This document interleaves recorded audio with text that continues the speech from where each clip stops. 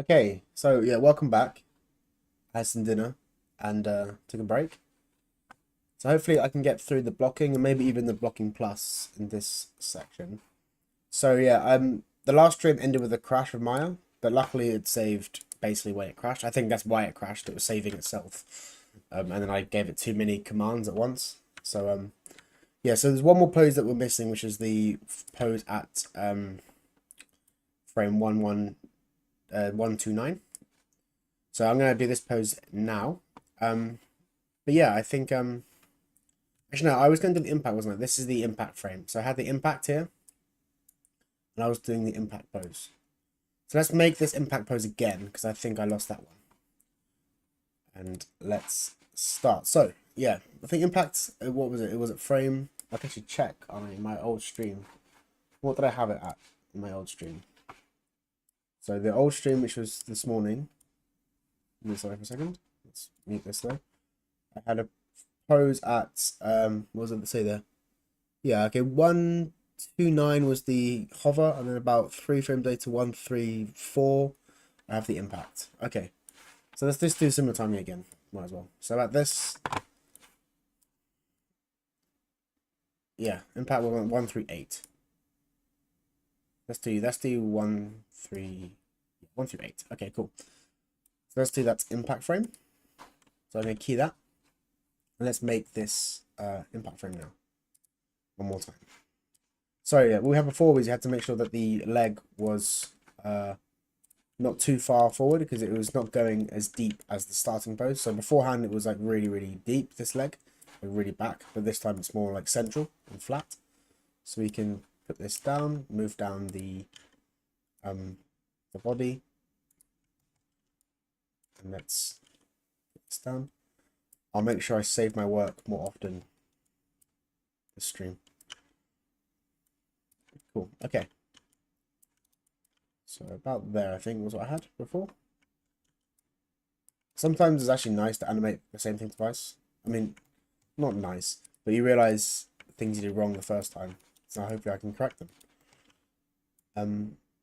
Okay, so it's coming down. This knee needs to come out, of course, which is somewhere. Where is it? Knee control hiding. Where's it gone?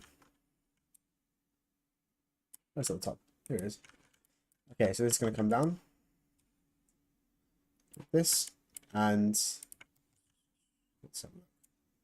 Maybe I can push this down.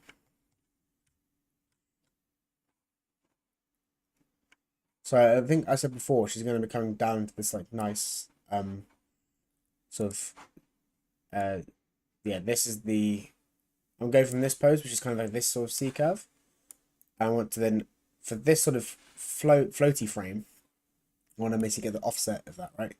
So I want to try and get a little bit of a change in those poses. Checking my timing from before in case I missed anything. I think that's all the same though. Yeah, it's all the same.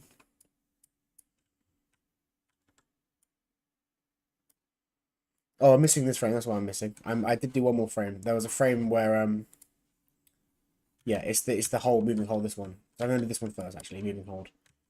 So I've come up, and now I'm gonna have the body kind of slowly coming over. This arm is coming up. This, and then the body's really twisting around now. You're not too fast because I don't want it to be like spinning. It's more like slowly easing out. It's still quite floaty, like on purpose. I can bring this down. Cool. Okay, and the arm is coming up. So maybe this foot can start to lead maybe. So he's doing like an arc around like this. So I can maybe start to lead this arc. And maybe the knee can lead too. And then that was before, that was this pose. I think I remember this pose maybe being a little bit more towards here. Make changes a little bit. I always find it hard to get back into animating, even after a couple of hours. Sometimes like your brain is kind of your brain's turned off, and especially at the start of the day, like it takes a long time to get back into the flow for me. Good half an hour sometimes. Okay, so then that's gonna come. Where's it going to next? This arm goes in still, so I want to keep this close to the chest. Open up the body more. Cool. Bring the shoulder up. I mean, this is kind of a similar pose. I don't want to do too much of a massive shift. It still wants to be leaning towards that impact frame. I still want to maintain this shape. Right? Let's see.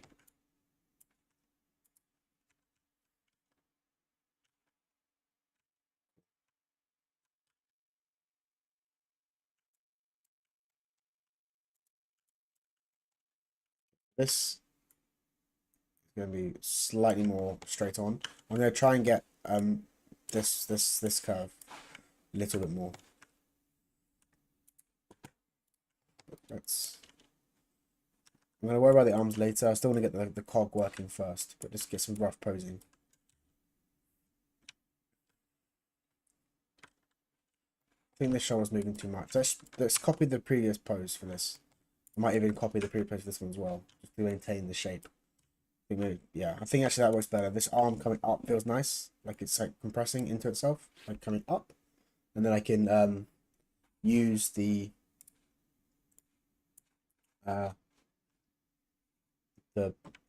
momentum of this push.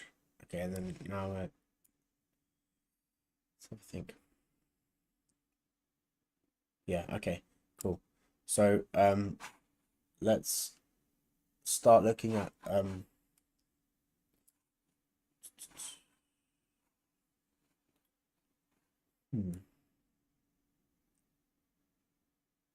cool. Okay.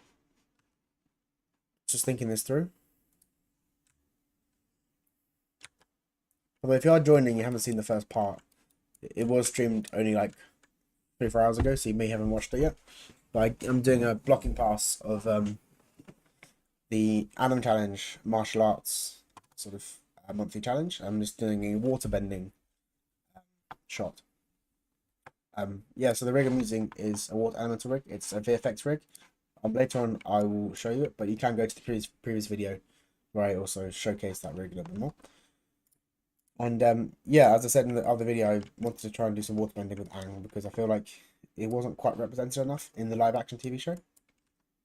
It was something that was overlooked a little bit because in season 1 from the Nickelodeon 2D show, you know, by the end of season 1, he's water bending. And he didn't do it once in live action. Maybe it's expensive to animate. Maybe, I'm not sure. Okay, right. Let's just bring this pose. I think this pose is quite an important pose because I think we need to have this sort of foot leading, but also having the impact frame. So this is the first pose, and this is the end. This pose will need to be updated. It's not very pretty, but this to get the cog working first. Let's look at this. Okay, so it's going to come, I think, up and over. So it's going to be a lot more of a sort of. So beforehand, when she was scooping up, it was like it was going in and down. I think I might even change this pose. It shows. I think maybe this wasn't quite updated yet, so I don't think this could be lower. Scooping up. These arcs do need to be changed actually. I can do those arcs later. That pose really should be a lot more across. That. And then it's going to go over the top of itself back down. So let's do this. This foot is going to be aiming. I don't want it to feel too heavy because this is obviously going to be water bending. It's not earth bending. But at the same time, I have creative freedom, so I'm going to try and get a nice sort of impact frame. Because there are moments of like aggression, you could say, like when he's like smashing the ground to like really get the power to push off. Like even this video, if you look at the reference, she smashes them like this motion at the end, like she really does like push forward really quite hard. Yeah, so I might try and capture that. Okay, so So this so yeah, this wasn't as he comes across. I'm gonna try and keep the weight over his back leg still. So I'm gonna bring this up. Maybe fix this neck because I want him to kind of be dragging back. I can actually favor the previous pose a bit. Wrong way. This way. Not too much, but like subtle. Because he's dragging the upper body.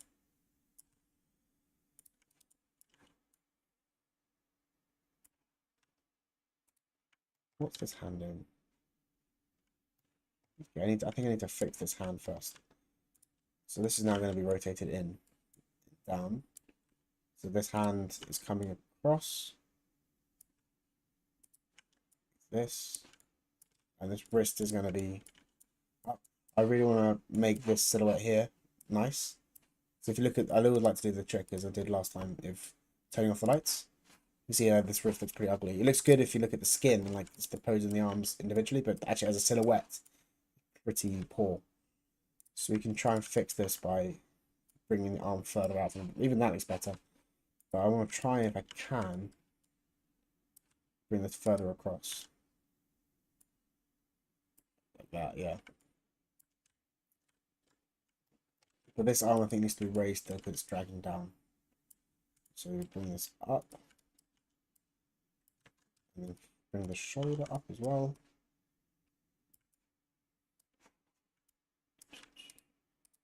Cool.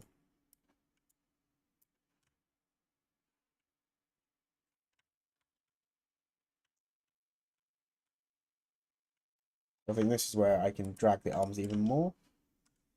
So I believe I've locked these channels still, so these are locked, you see. So I only animate the elbow in one axis.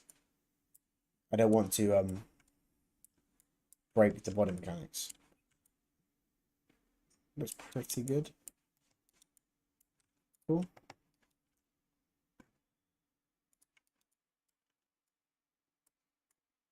Okay. I think that's impact frame, not too bad. Turn the lights back on, it's easier to see. Okay. Okay, for now I'll keep it. I might change it later when I do splining or blocking plus. So I think I need to raise this shoulder up. And this one too, actually. Okay, let's fix this pose now. So this is really going to be, the arm's going to come up even more. I think this wrist is going to extend more. Yeah, okay, it's powering through. And actually, I think this now pose, looking at it now, you get that sort of flow. I still wonder where the water is. Like, I need to still imagine where is the water. It could be there, for example. I mean, no, that's not what she's doing. She's doing something different.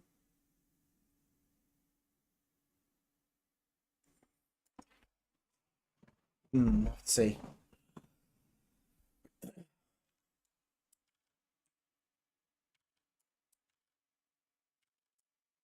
This time might be too fast. Might feel too much of an earth bending. I want to keep in that sort of Tai Chi style. I don't mind making fast movements, but the impact, that feels a bit too heavy. Stomp. But we'll see about that later. Maybe this can be slightly closer to the ground. I think also the way she's doing it is her knee is actually in still. It doesn't feel very nice. Doesn't.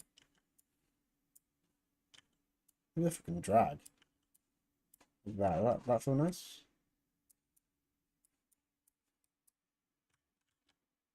No, it doesn't feel nice still. You don't want to have up. It's gonna be higher up. No, that doesn't feel nice. Yeah, it has to come up. Yeah, this is better. Over the top. I can change the timing later if I have to make it less stompy. Try and change this pose again. A bit less.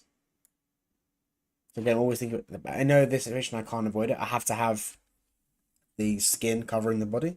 So I want to try and make sure at least it's not touching any of the like the line of the shoulder, for example. Make it a very clear pose by itself on the chest.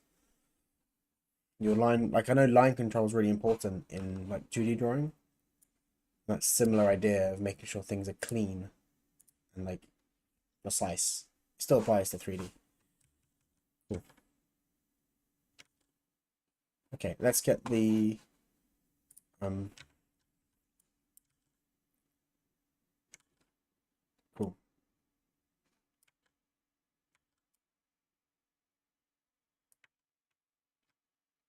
I think actually the hips are going too low here. I think that's why I feel stumpy. I think the whole point is she's stomping the ground, but she has control of yeah, I think that feels better. Yeah, it feels less. I mean, it does feel stumpy still, but I will fix that when I do my blocking plus with my splining.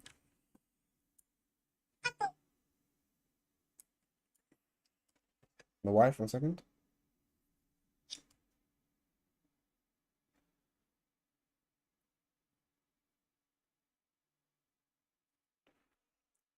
My daughter's in Japan right now, so I have to make sure I don't ignore them even if they are away.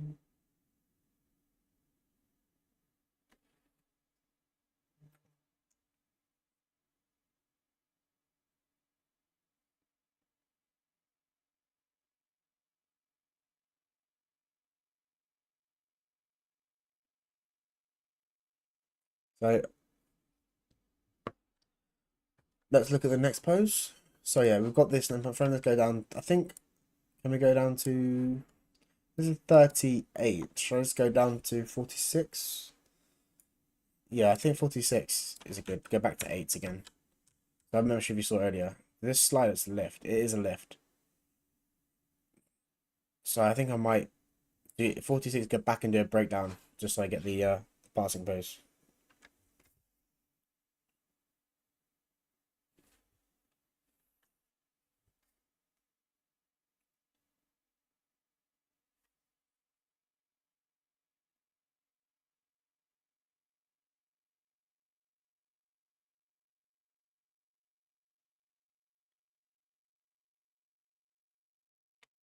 That's my wife again, sorry. Oh, it's also got hot. Summer's coming to South Korea. Not sure if anyone's been to South Korea before, but it is horrible in summer for heat. Well, I mean, I love the country, but the heat is not fun. Okay, let's keep going. So, I want to make sure I get, yeah, so I'm going to do this pose on 46 first, and then go back to the passing pose. So this is going to come out, and she's going to come into this motion, like this. So Aang, that's what she does. I might stick to this knee like this. The foot is going to be forward though.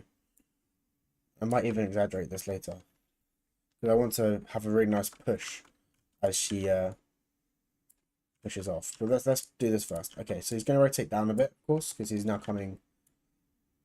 He's going to come back in. That's still unbalanced, right? Yeah.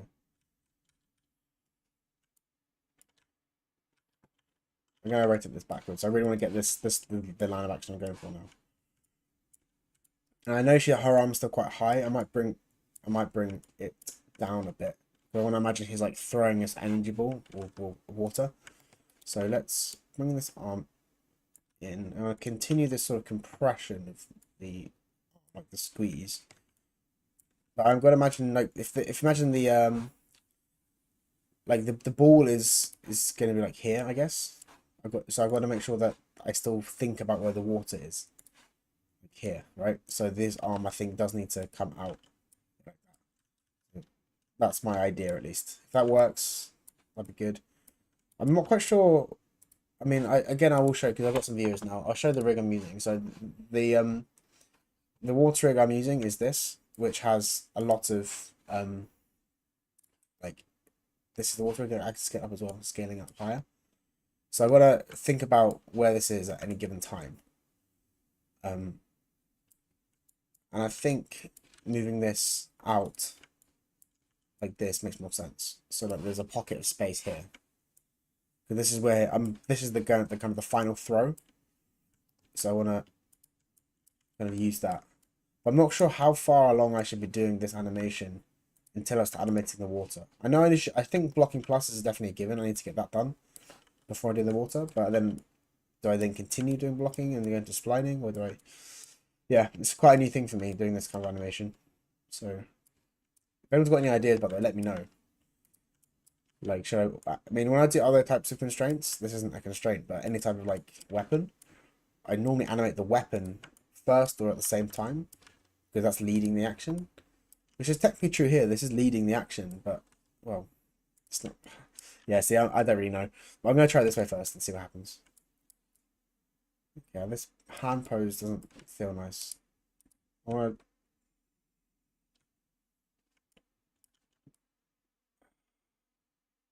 I think still staying put. I think I was wrong. I'll go back. I think you need to keep the hand across this side. So the hand comes out still. Again, for the silhouette. Because the silhouette's the most important thing. So, yeah. Oh, look. Yeah, that feels nicer. I think this hand needs to move now. It's been up in this position for too long. Let's bring this down a bit.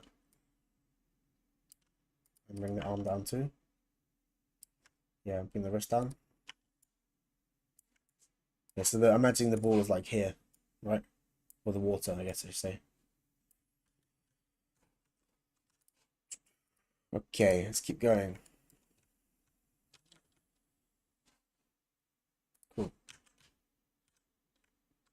Yeah, there's no movement in the FK. I need to do some movement here. I think it's going to clap forward. Like he's stretching out for this pose. Like that.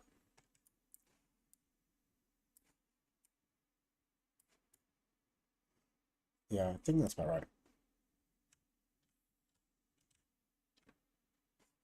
Well, let's push better. Yeah, it's better. Let's just copy that there. Leave that one. Cool. And let's just make sure everything's logged. Okay. I might get back and do this passing pose first because I think sometimes like there's different workflows for blocking. Even post to post, there's different workflows within it. And I think there's a good version of that is where you basically block out every single contact and every single passing pose. Doing the contacts first. Because it just helps you get the movement. That's definitely for walk cycles is obviously that's given that's how you do post to post. But even for like other body mechanics, making sure that the steps and the movement and the pace of your character by doing those contacts really helps sell. Well, helps you get a good foundation for the workflow. So I'm going to do that for this shot. So I'm going to start off by just doing a G machine middle pose. See what happens. So of course, as the leg is leading, this route is going to be over the back leg still, right? So I'm going to bring it backwards. But I am going to bring it down. Because it's going to, again, the arc of this is going to be like going across like that. I'm pretty going up. So I'm going to bring this. I think that also means this pose can be favoring this because the arc of this, if I imagine, if I draw from this angle, it's going to be coming down from the stump. It's going to be over the back leg and it's going to lean up like that. That's the kind of exaggerated arc of the hips. That's what I'm going for. So, if anyone's watching, by the way, I think some viewers do leave me a comment. Good to see what you think, even just like where you're watching from. I know I've got some American viewers, some Indian viewers, maybe some from the UK as well. I'm curious to see where everyone's from. Lift this up.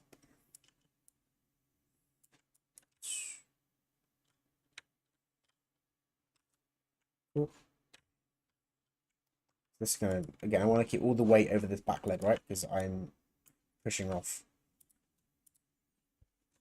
So I'm not quite sure what the arm's going to do. They're probably going to be fairly standard. Like just sort of in the standard swing machine. Yeah, I'm sort of compressing it. Yeah. That feels okay. Might have to. Yeah.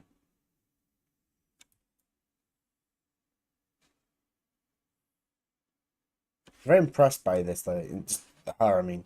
Like I've done like no martial arts, as I said last stream, but the fact that this sort of foundation is so strong and you can see how much like power she has in her in her lower body just to maintain this posture. Like I know for a fact if I did this position, this stretch, I probably would have to reshuffle my feet to get a stronger base. Maybe. I've got no experience, like I said. Okay. Okay, so then she's easing into this like wind up now. So I think I might deviate slightly from the reference. Let's have a look.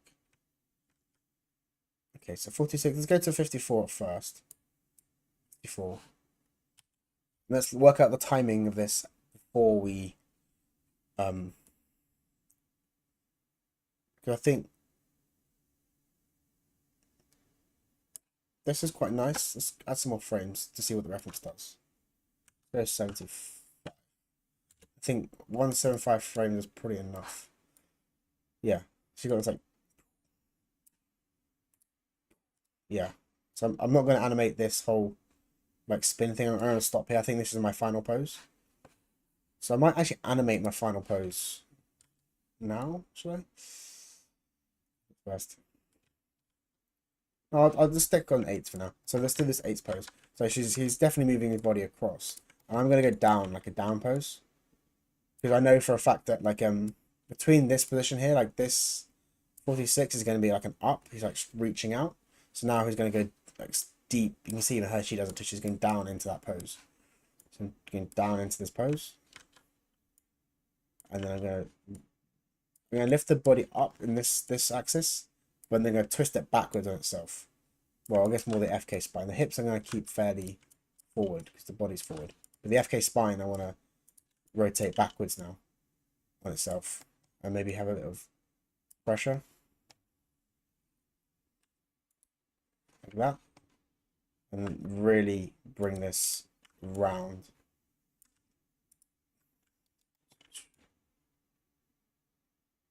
And try and get this nice. So I don't want to go too far because maybe I could. I can probably push this actually quite a lot. Let's push this bit. So she's quite neutral, right? And like up and down. I'm gonna actually put the weight over this leg. So I have. Well, I'll show you. I'm gonna try and keep the weight over this leg, so I have a much more of like a spring. You could say, like it's gonna really sort of flick through. This might not work, but I'm gonna try it anyway. I think it's good to try things. There's a really good quote. I read the book Creative Inc., which was written by one of the not founders, but one of the directors of Pixar.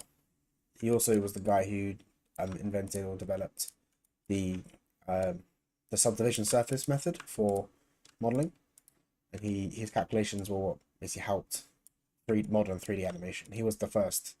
Well, he wasn't the first animator, but he helped with the science behind computer animation, and then was one of the directors at Pixar. Not creative directors, more like on the board of directors for like the company's well-being. And he in that book he quoted one of his colleagues who said the trick to making great work is to fail quickly. Basically means just start, screw around, make mistakes, and then learn from them. Which I think is something I've tried to incorporate more recently, because I've definitely in the past been very hesitant to start unless it was perfect, which makes no sense, because you're never going to be perfect first time. Okay, talking of which, I think I need to change this a lot, because she's got two hands, which obviously she's not waterbending, she's doing Tai Chi, so she's not thinking about like one thing, but I want to make it so he's still holding this water. So I think I have to make this a bit different. Let's still gonna bring this back though. I think having a twist is better, but I think actually having this twisted up more. So the elbow's higher than the shoulder. Let's try this. So it's up and back down, and then the wrist. She's actually doing it this way, which I think makes sense.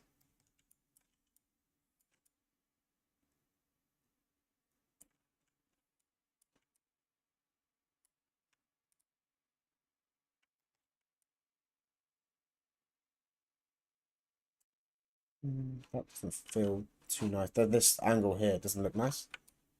Let's try and adjust that. So I don't have any viewers right now, and no one's talking. So I'm going to try and keep it entertaining for the future viewers, because I know this is, again, I said this in the other video, on the other stream. I am treating this more as a video than a stream, because I can't guarantee that I'll be streaming all the time, and I also don't think I'm going to get that many viewers when I'm just starting out. So I'm going to try and just talk about things I'm doing, and hopefully when you watch it at a later date, then it makes sense, and yeah, it's useful. Okay, so I think that works. The elbow still doesn't feel nice. Does that feel nice? I think this might be a situation where I use a bend bones just to try and make this a bit smoother. No, go backwards. This is what IK is nice. The pose I want, I can't quite get. Doesn't feel very nice. Does that make sense though from this pose? That makes sense, maybe. The elbow feels wrong though, because the elbow's rotated down here. And it's up here. I think it's too much. Ideally, I want to just take the IK pole vectors, bring the elbow down, but keep the hand and the shoulder the same. Let's try just bring this down more. I think that's okay. I think if I make this bend bone a bit sort of nicer, and also maybe take this one. Too much.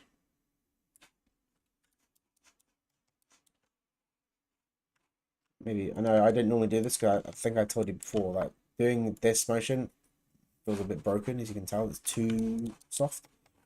But I think in this situation I want a little bit, just to have that nice silhouette. I think maybe here too as well I can soften this. I'm going to do my plan is to do a blocking pass like I'm doing now.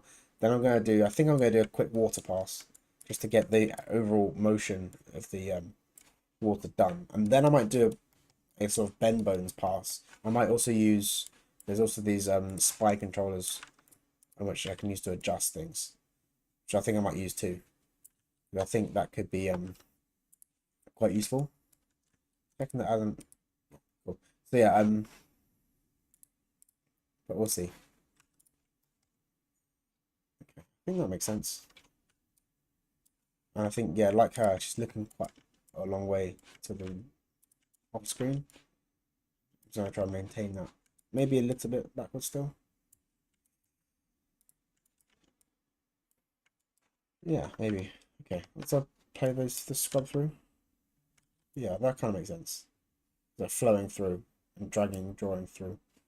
But maybe later on I can drag this back more, like this. Actually, that might be better, even now. Yeah, I think it's better. A bit higher though. Cool. Okay. Let's do rig. Okay, and let's go to frame 162. 63.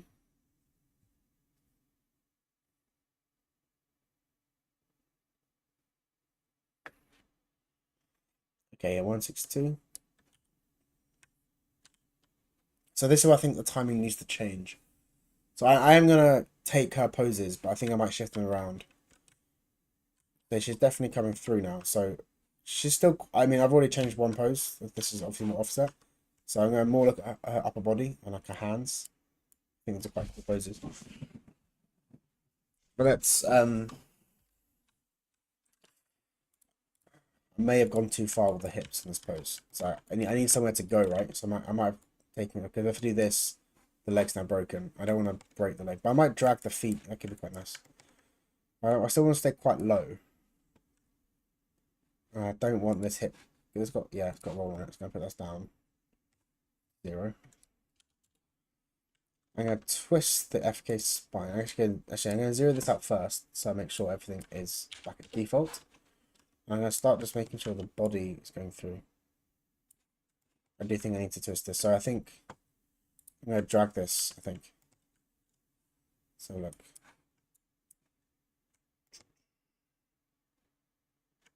Yeah, so if I drag this in, maybe I rotate it out more. I still want to Actually, I'm going to do this last. I think if I change this now, it's going to confuse me. Keep that there for now. And then I'm going to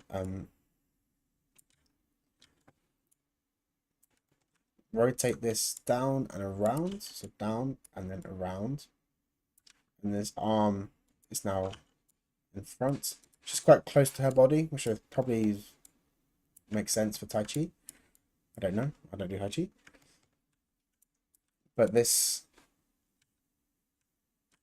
Oh, but see, her was down. That's why I'm struggling with this pose. I think maybe this should be down. I guess the ball is here for her, right? So the ball is in the middle. So I could probably keep... I like this pose though, but I think maybe it doesn't quite make sense for the next frame. Let's try this up first, as I said. If it doesn't work, I'll go back to what she does. But I need to make sure this comes through. No, it doesn't make sense because they need to have the, like throwing a baseball, you need to have the whip up. And she's winding up with, yeah, it doesn't make sense. So this needs to come down. This needs to be a close to the body pose. So put this shoulder down and then bring this down. Yeah, that feels more natural. And I can bring the wrist up though. And I can bring this back a bit. I'm going to lose some of the silhouette, but that's okay. Yeah, this makes more sense. And then bring the arm up like this. Yeah, that's better. See, I do this all the time. I always make mistakes thinking, oh, I can change this now. I can go from the reference, and it's fine to not use your reference. Like you have to learn to animate without a reference sometimes. It's a good skill to have. And actually, to be fair, I don't use reference at work that much anymore because partly because we have pretty good storyboards, and also we use mocap for some things, so that's just cleaning up stuff. But even when we don't, like, just quicker to do a walk cycle or do a jump without reference, because you know what a jump is if you've been animating as a professional. So yeah, that's better, I think. Cool. Just realized there's no music on. Let's put some music on. Because I haven't had music on for a while, and I'm sure people watching music's better than no music. So let's put on some music.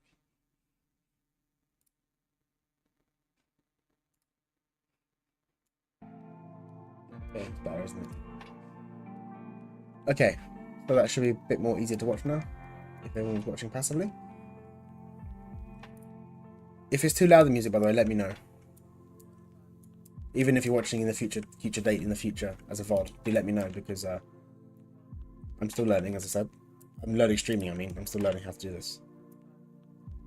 I think maybe put that to 0. I think maybe it was too much. Yeah, that's better. Okay. And then I want to...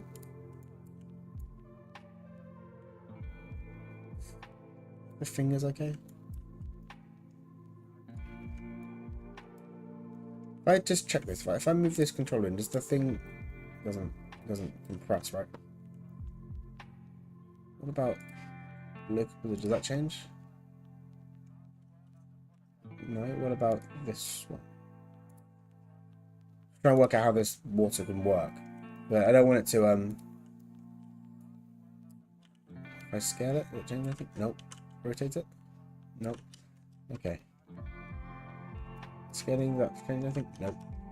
Okay, so I think I have to try and there will be some moments when I want to have like a fairly sort of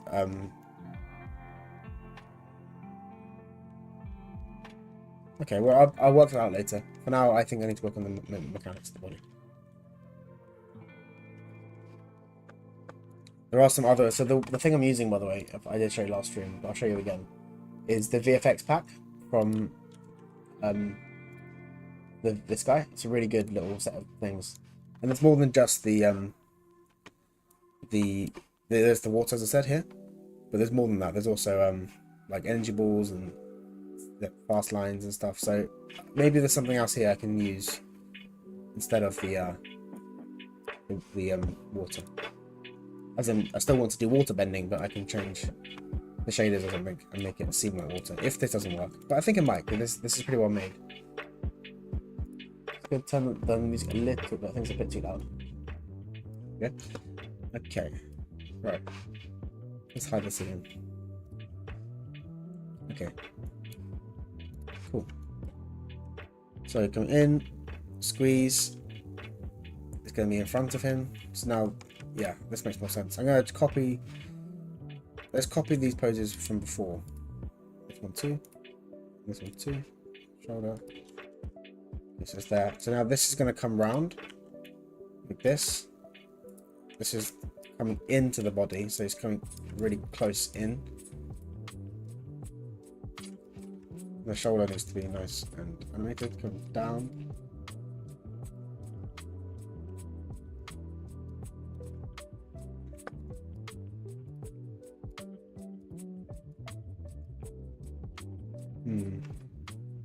So I think this needs to come up. It's still going to maintain. I want to maintain. So right now, Aang is holding it this way, but she's holding it this way. Like, if imagine that the energy is flowing through, which is what I want to do as well. So I'm going to try and capture that.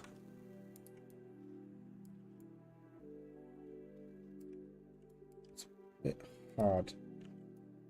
It's down more. See, to fair, her shoulder's still pretty depressed this way.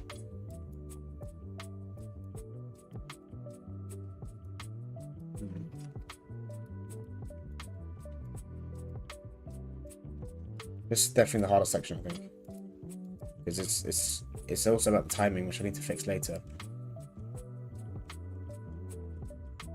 Let's actually do my. I think this feels more like a breakdown than a golden pose. Let's do this golden pose first. And she's twisting back on herself, which is interesting. Do I want to do the same?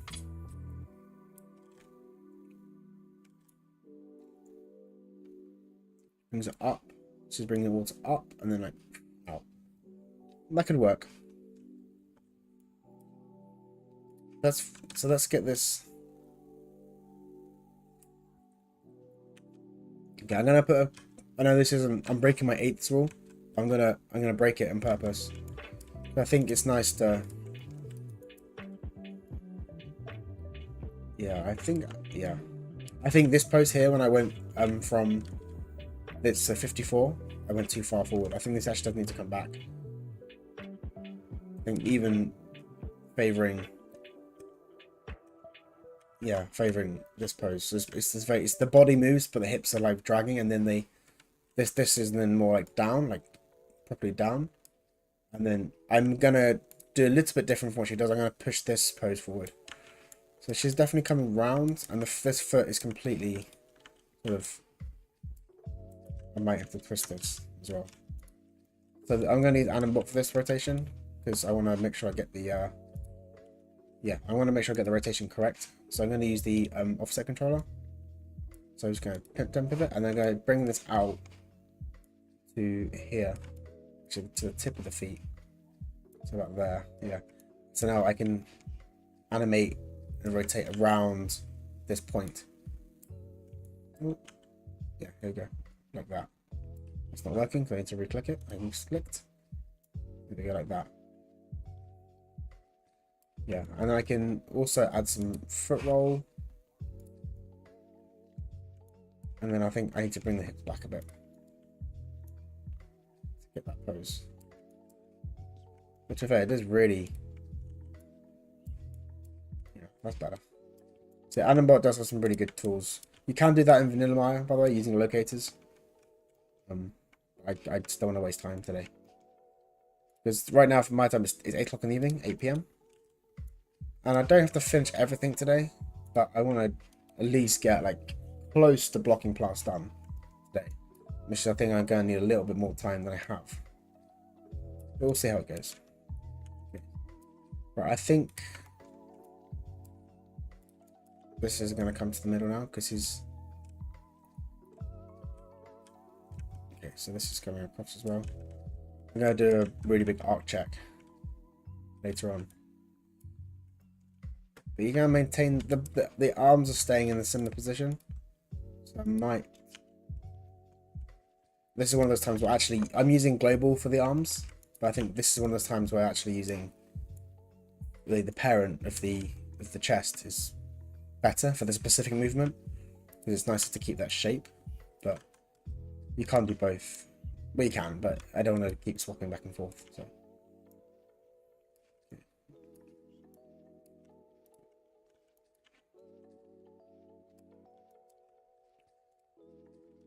Still don't know whether I should copy her action or do mine. If I had more streamers, as in what viewers, they could ask my opinion. But right now I'm by myself, which is fine. I'm more than happy to treat this as a video, as I said. But yeah, sometimes getting feedback is useful. So again, she's going up this way. I'm thinking if I keep going forward. That's my dilemma. Which one should I do? I'm just gonna get some water. 1 second.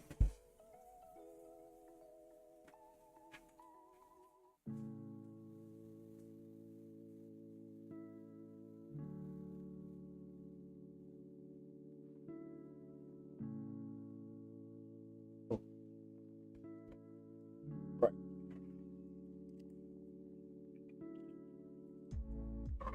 Yeah, let's keep going. So yeah.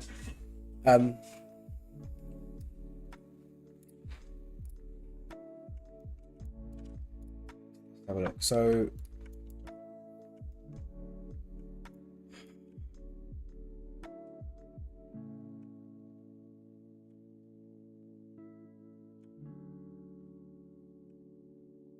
maybe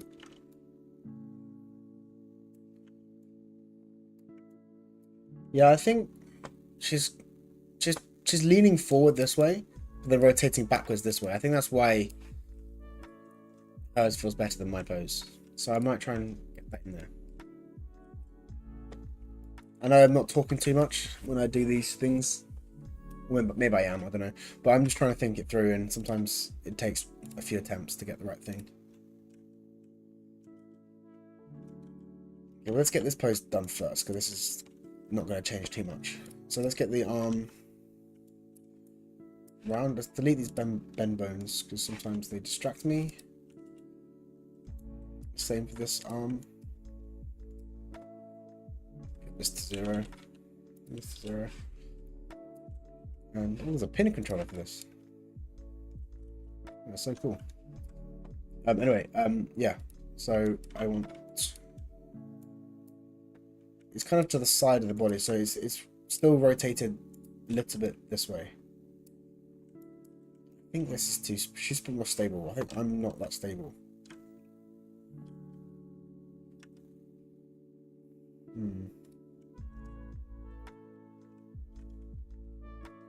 Yeah, this isn't working. I need to. I think that's better. I think just leaving it in there. I'd maybe rotate a little bit around like this. I always can fix the legs and the feet later, like I said. Yeah, that feels better. Okay, so let's get his eyes forward though. Eyes are always really annoying me.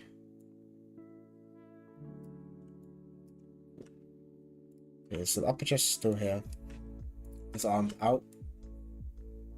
Front. This arm is coming through. And we can collapse this down. This pose does feel really weak though. Need to work out how to improve it.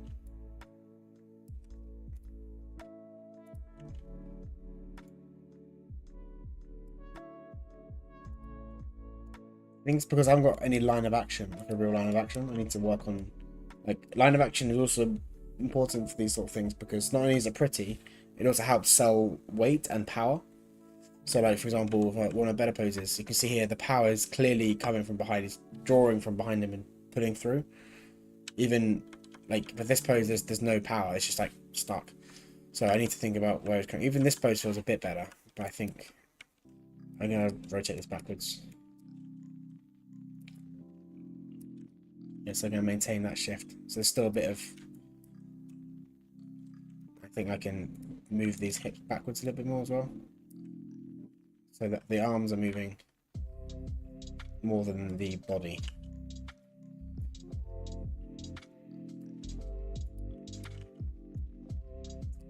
It's such a back and forth animation. I think in my entire career, including student work, I mean, apart from like really simple like 10 frame shots, there's some shots which are like a reaction shot where you just like blink and move on. Those shots you can do in one pass and be done in like, you know, an hour or two. But I don't think any sort of big mechanic shot like this or anything I've done which requires a bit more sort of thought, I've done it in one pass. Like I've always had to go back and change so many things because you never get it right first time. Okay, maybe there. Hers does feel stronger than mine. I'm trying to look at why. I think maybe the front foot. Maybe leaning into it. But then with the upper body rotated backwards. Okay.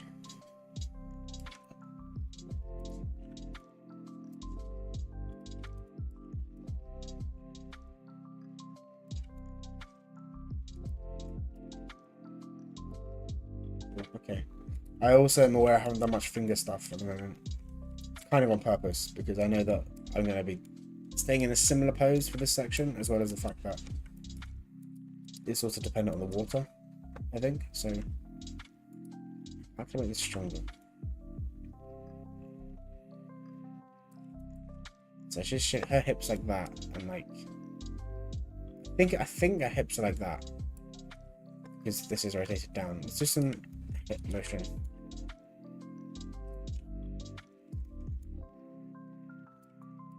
I think we need a little bit of offset. That's better.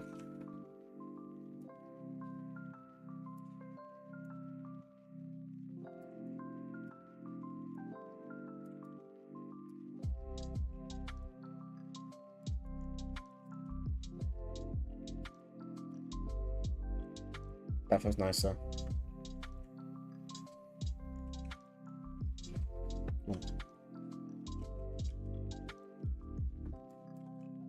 I think the timing here is a bit off, but I will fix that later. Also, I think something's really going wrong with the graph editor TY.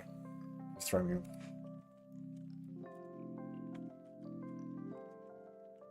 I think this is the pose. I think this needs to be lower. And this should be a one big. Oh, hi. Hello. Thank you for commenting.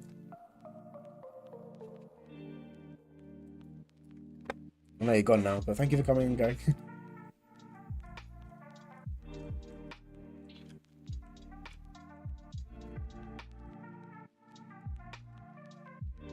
I think, yeah.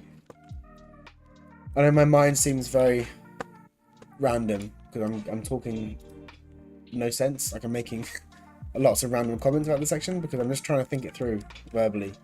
But as you can probably tell, my mind is a little bit confused about what's the best path for this mission. But anyway, I think I need to get my final pose in now because I'm getting a little bit lost. Yeah, that is the final pose.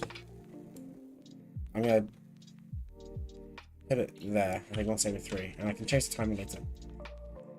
But yeah, okay. So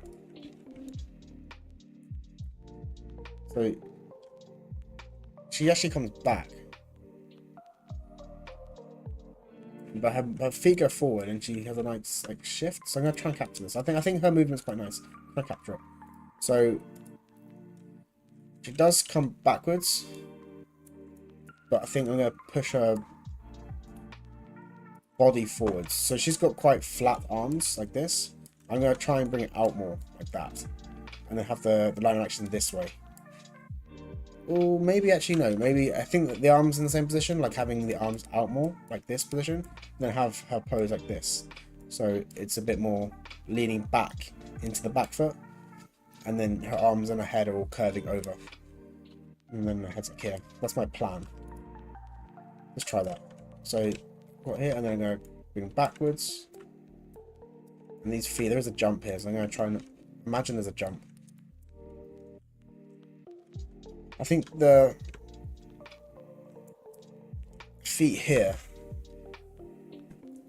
she definitely rotates it up a lot more than I have. Let's animate this like that, and then I think this is now more of a jump. I'm going to leave this one fairly standard, as in like not too much of a movement, There's a slight shift this way. So you can jump, I'm jumping back onto the hips. And same, this one comes back as well. I think the hips come back further. Maybe I've gone too much with the legs, but I can always adjust it, as I said. And I've definitely rotated this forward now. Rotate this forward. And then these are going to move back more. We use the lower FK spine to really get that. Sorry, the lower FK, this one. So, do that. And then I'm going to get this straight arm. And that's why I said I want to get this out more. I think I can really push this final pose. So right now, it looks terrible. So I always worry that when people join my stream, they see terrible posing. I'm in the middle of posing. Give me a second. But yeah, just to play through, just what so far. Yeah, okay.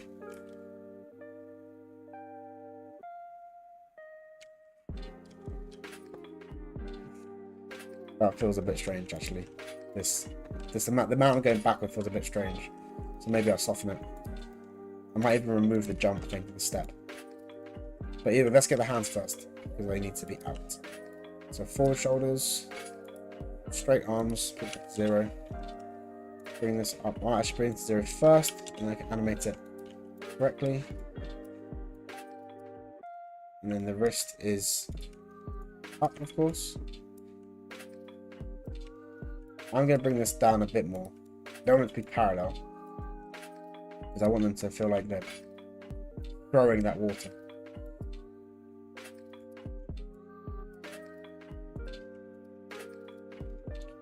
Has everyone actually watched the live action TV show on Avatar? I mean, I actually thought it was pretty good. I had some criticisms on it, but overall I actually enjoyed it quite a bit. I think for a live action remake, they did a pretty decent job compared to other things I've seen.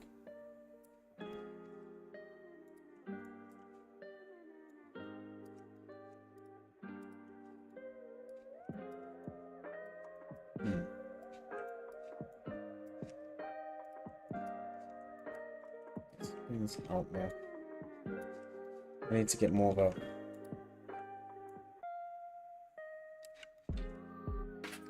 should be straight. I think I can do more.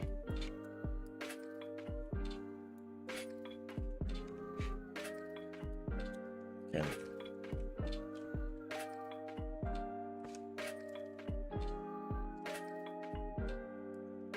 Yeah, I'm gonna add some more frames just so I get more of a ease out, like a final pose.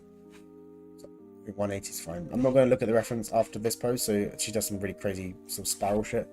I'm actually going to leave it at this sort of final pose. This is where the water goes off screen for me, like phew, out. So that's where I'm going to leave it. It's going to move and hold. I'm just going to key it.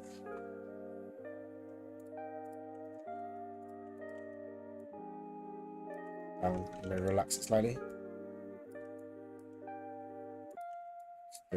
Just do a tiny bit of movement for now. So it feels different.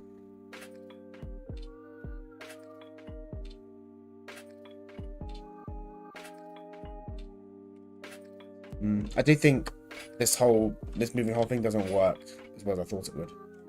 I think I need to make this whole section quicker. So because I've already got a nice swivel up and I hold this, I think hold this pose for longer. So I'm like drawing up the water, and then I can like just power through this section and actually make it pretty fast. Maybe. But I'll work on that bit in a little while. I've got to get these poses done first. Maybe this leg can come in more. That feels a bit better. Perhaps actually this can draw back a...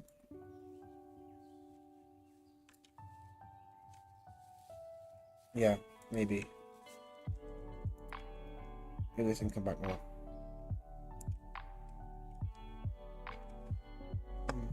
Maybe.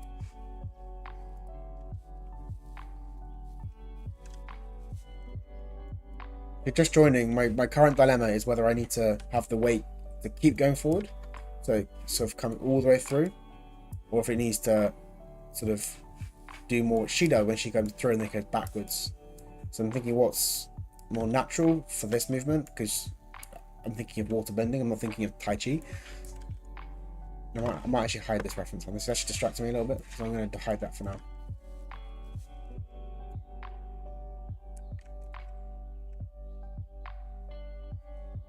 Let's keep the feet also well locked down. I think that's what is also confusing me. Even though there might be a jump, because that's all back to show you, there is a slight jump in the, if her feet, she does like a little shuffle. I think the reason why mine doesn't work is she's more like compressing her body to get a stronger stance. So I'm going to bring this in. As I said before, if you're still watching, anyone else who's still here, that if you try things quickly and they don't work, then you've improved, you've failed successfully. So you want to basically try things as much as you can, and then if they work, great. If they don't, try something else. Yeah, I think that sort of compression pose makes more sense. But I think maybe bringing this down lower is like really like pushing down now.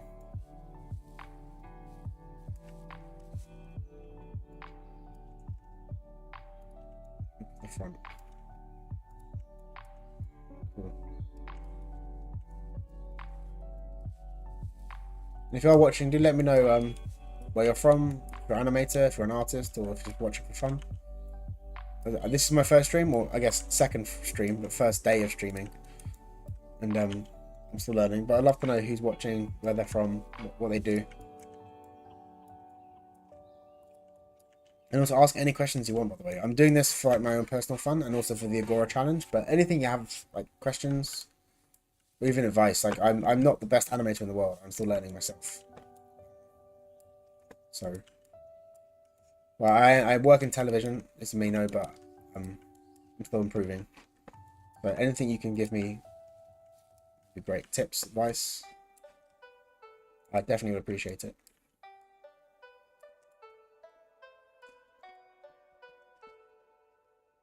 Does the head want to be tilted? That's a bit nicer, a bit more variety. That's also off the ground for some reason. It should be down. No, better. Foot roll. Maybe not. I think that's a better pose.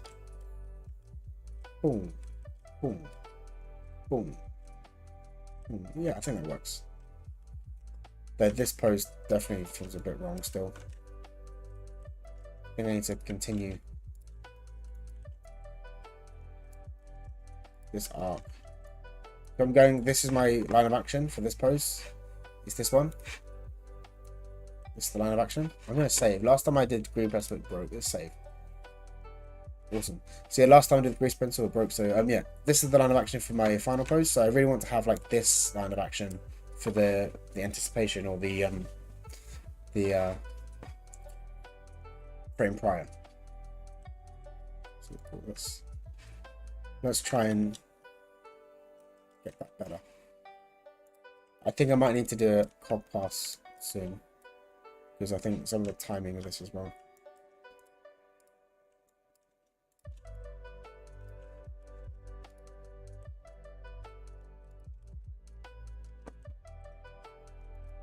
Okay, let's favor this pose a bit more, go backwards, and also rotate this a little bit more around here.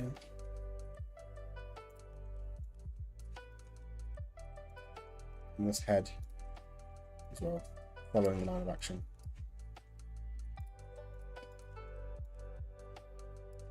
I am going to do a facial pass maybe tomorrow if I get time. Hello. Hello.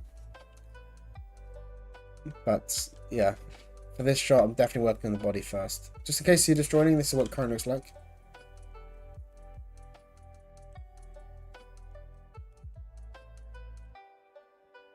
Yeah, so this section I think needs to be timed differently.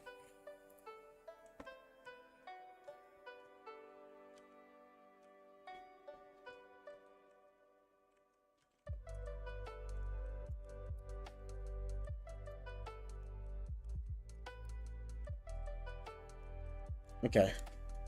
This arc is, well, bring this down. That's why. I think what she's doing is correct. This backwards, down and up and over. And I can keep that.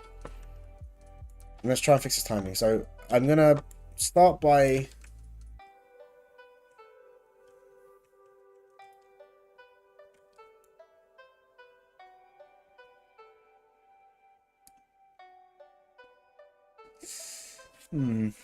okay, I'm gonna just try something out. Let's just move this along.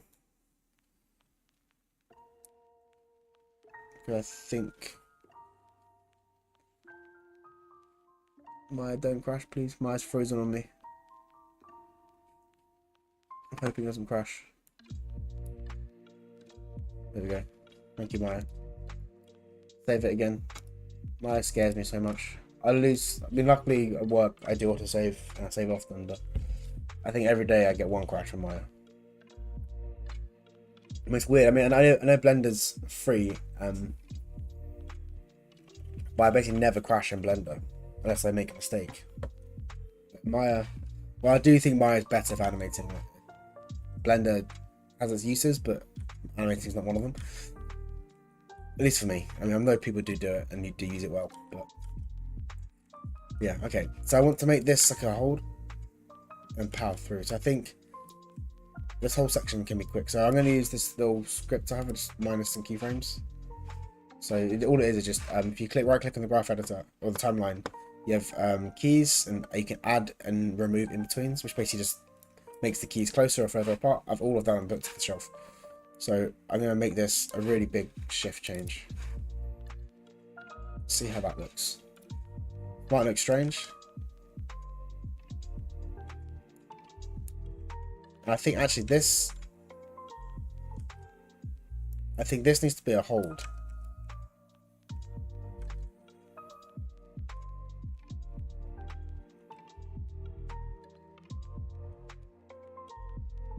So I think actually I'm going to put a pose here. I'm going to favor this pose. So I'm using the 2 machine. I'm just clicking. I have hotkeys for this. But I'm just clicking here. So I'm favoring. This is the pose I'm favoring. So I'm just holding it a bit more, and then I can power through this section like that. The timing's still off. I need to fix that timing a lot.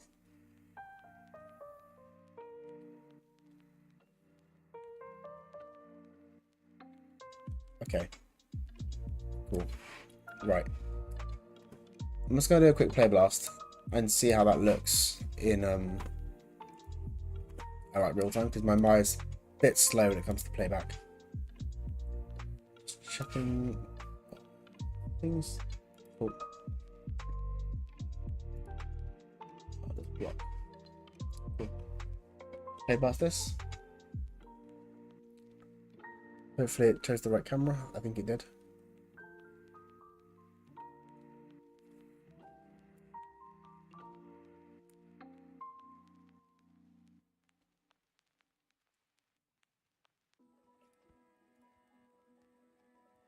Okay, let's have a look. So I definitely need to. This is good.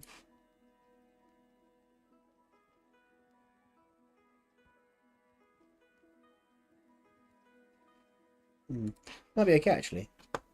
I know the water's like heavy in a way, so I want to have that heaviness in the water.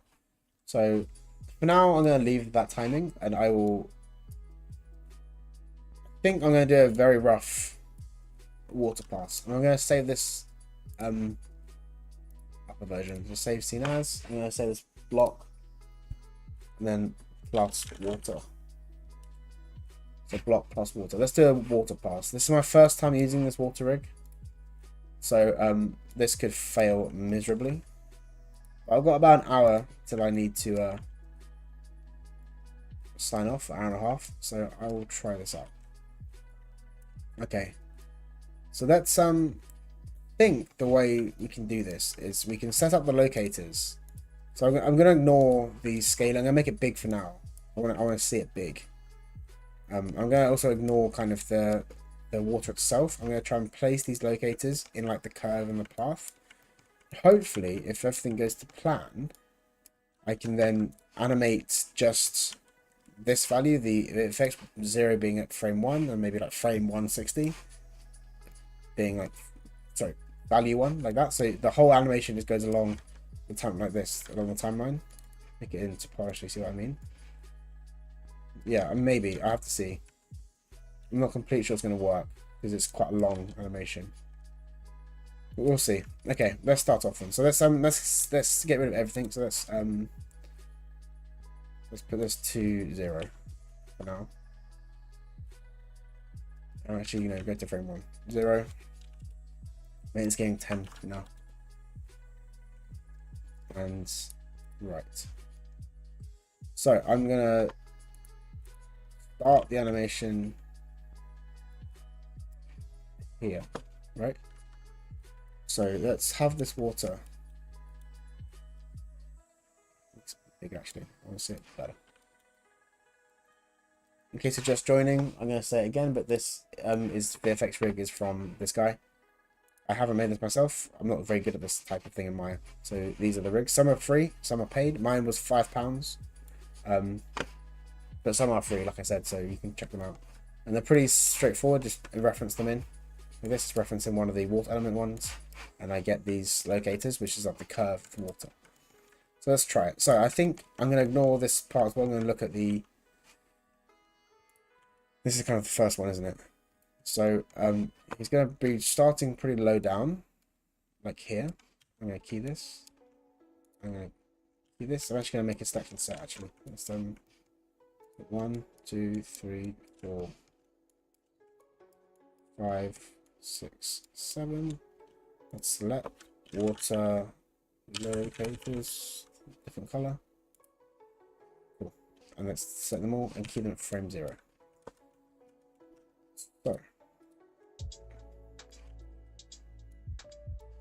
So I'll do the scaling later, I think. There's a scaling here to make them bigger and smaller, but I'm going to do that later. I want to just see the path first. Okay. Actually, let's do this on 8. So I'm going to bake everything on 8 so I can just skip through and adjust it a bit quicker. So, set key here, set key here, and then just go to VFX. No, sorry, not VFX, animation. Key, bake simulation. And I'm going to just put a key down on every single frame on an interval of 8. Just for now. For me, it makes, I just go through and that didn't work. Why didn't that work? Oh, because I think I selected the channel box, right? No?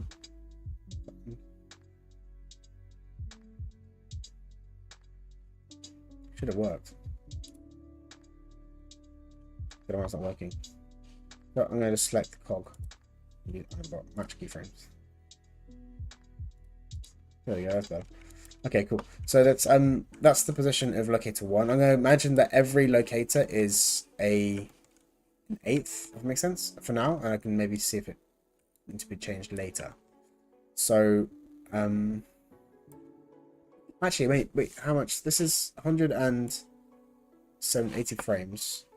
How many locators are there? There's 1, 2, 3, 4, 5, 6, 7.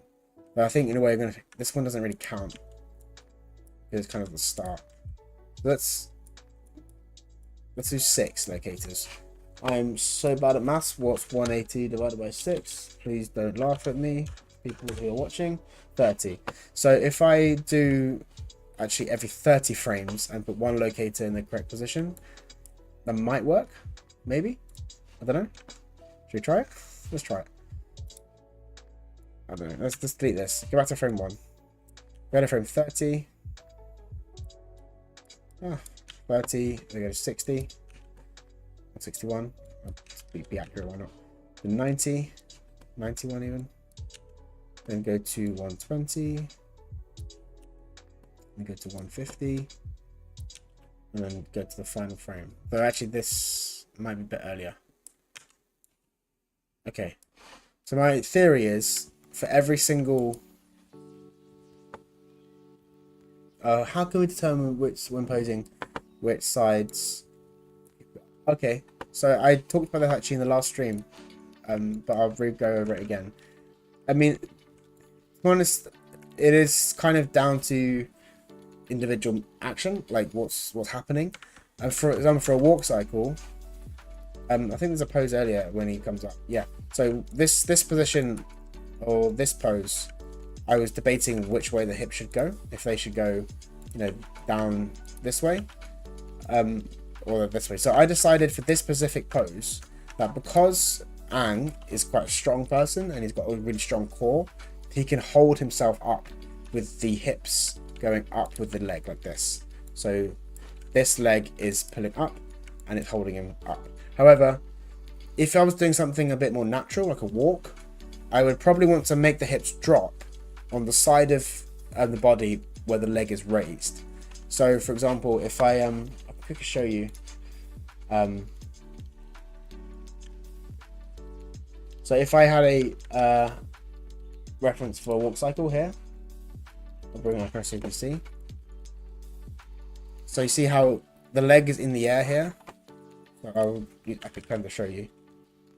So I would probably have the actual hips drop like this.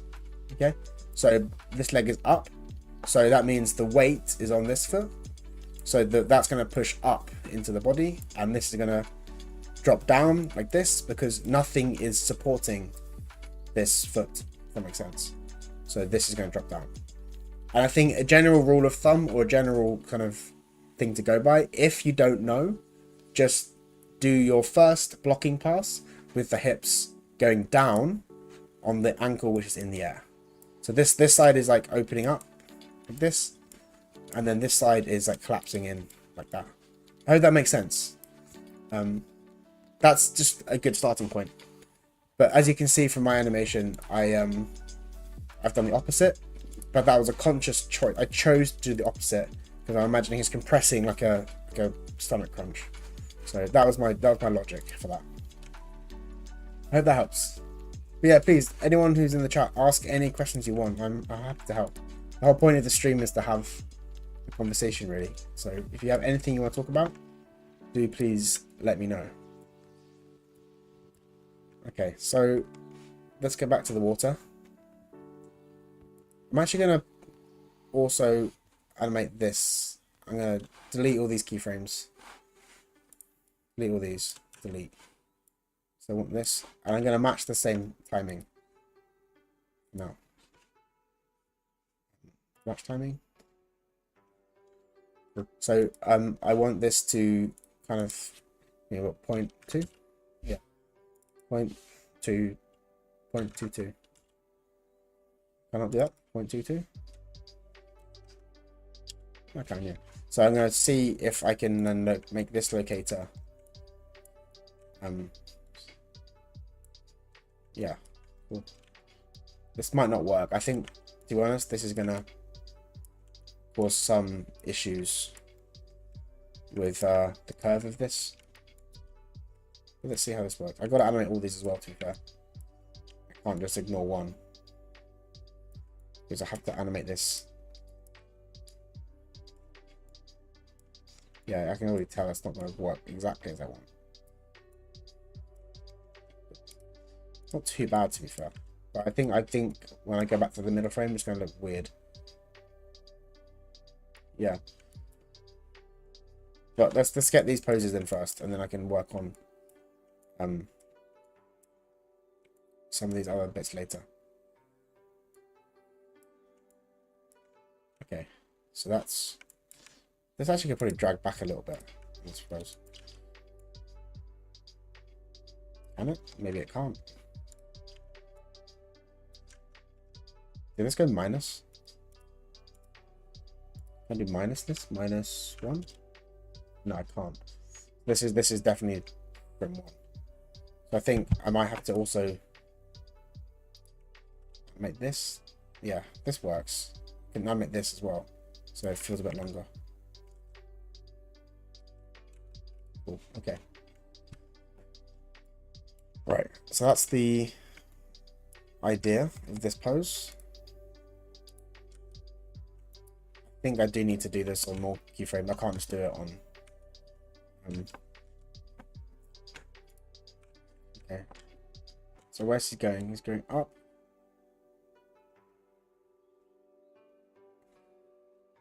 So I'm going to draw this in, I think, for the grease pencil. So he's going to come up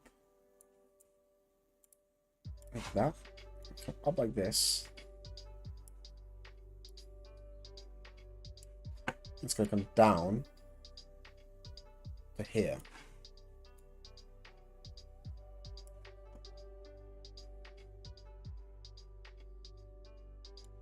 There. So it's going to be at this point now.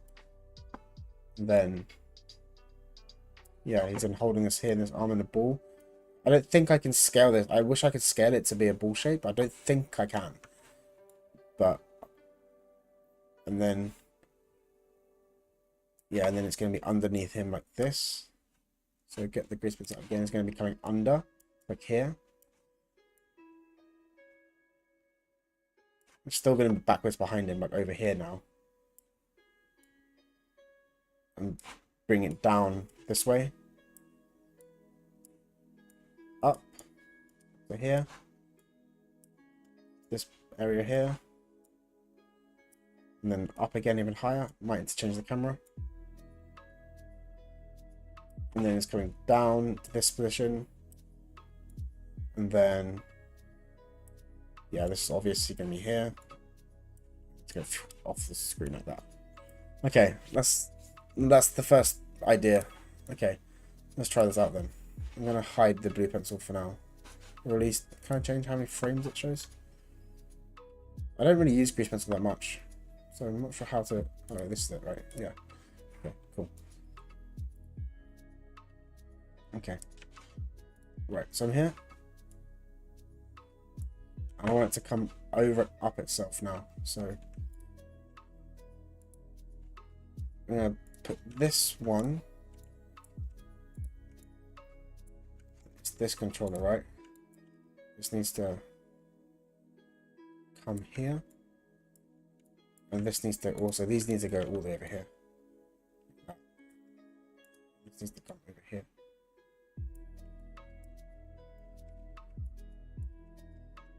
I'm going to add on a bit of time to this. 0.3. I might have to change this a lot. I mean,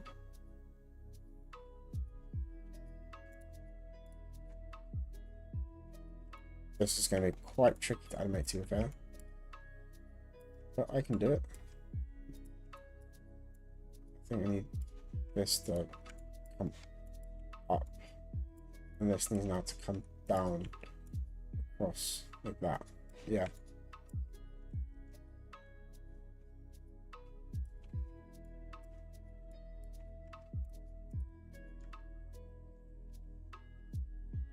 Also, this might be currently set to the wrong. I want to do this one in spline. I don't want this to be in the steps. I want this to be auto legacy for this bit.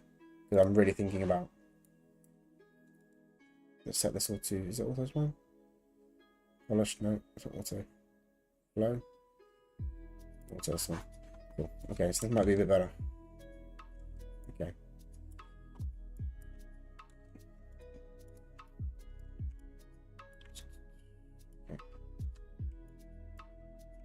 Let's try and get this pose in first now, actually. So then I want...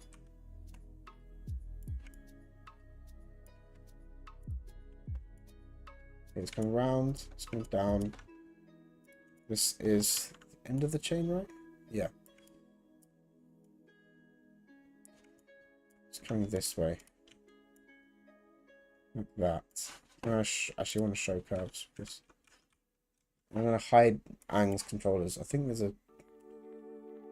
Visibility? Awesome, yeah. I want to see this curve in the graph editor.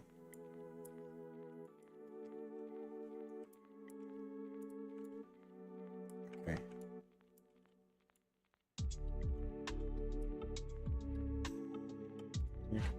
Shift this along. Okay. A bit lower down.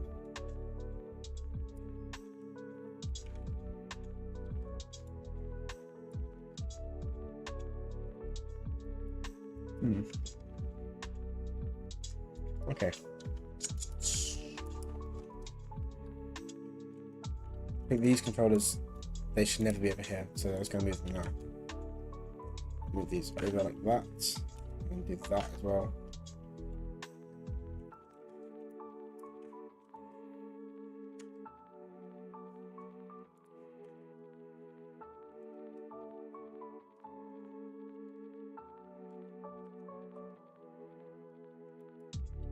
Okay. And the apex should be over there, maybe. It's a bit too far out from them, to be fair. I want maybe there. But I don't want it to feel too disconnected from his actual motion. Not that one. Yeah, I know the timing's off, by the way. Ignore the timing. I'm thinking of the arc. This might still be in step, isn't it? Stepped.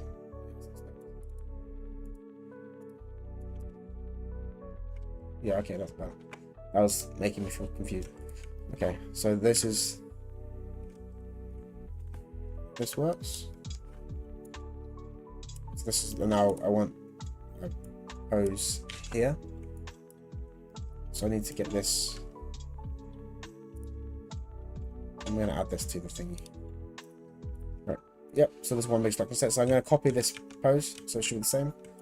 I might actually copy this one too. I want it to be already going that direction. So it's coming through and then I catch it. So I need to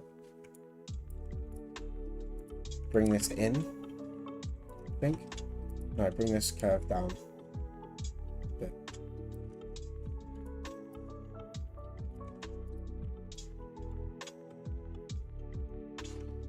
It also has an animate. It's interesting.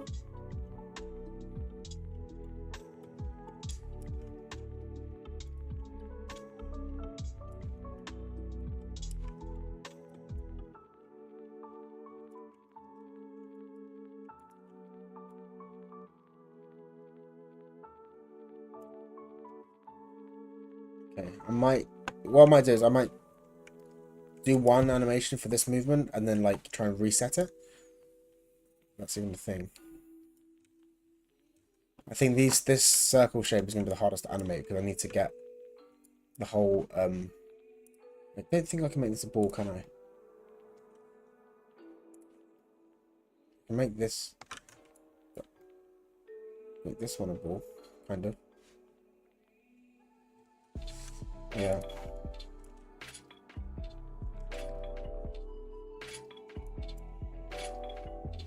Okay,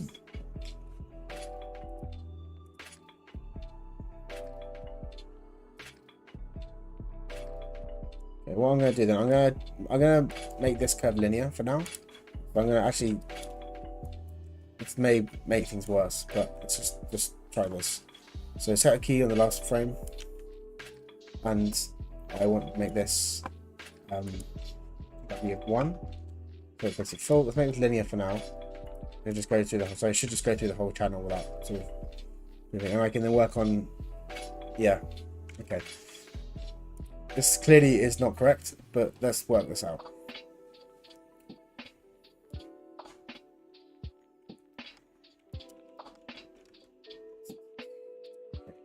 So let's start this a bit further back, so we have a bit more space to move with. Place it off screen. And it shoots in. I mean, Aang could be too slow too, to be fair. Also, I'm going to do this in front of 10. I realise I've got a moving hold here, right? Sort of. So I'm going to copy that. Yeah. Okay.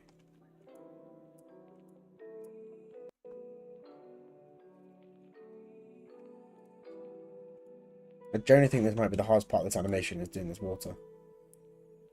I don't think I want to animate the locators too much. I want to have it one sort of solid curve and leave it on that curve. I think maybe animating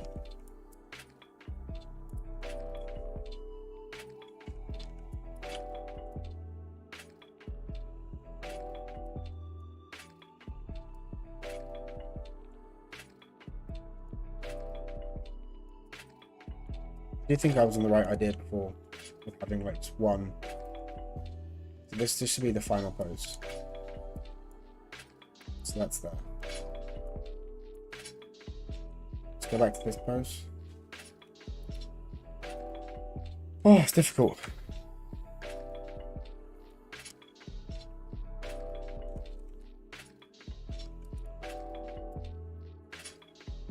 Yeah, I don't want to animate this. I want to make this completely these locators should not be animated. I realized they should be static, and it's going to be just making my life harder to animate them because then the water's going to be going everywhere.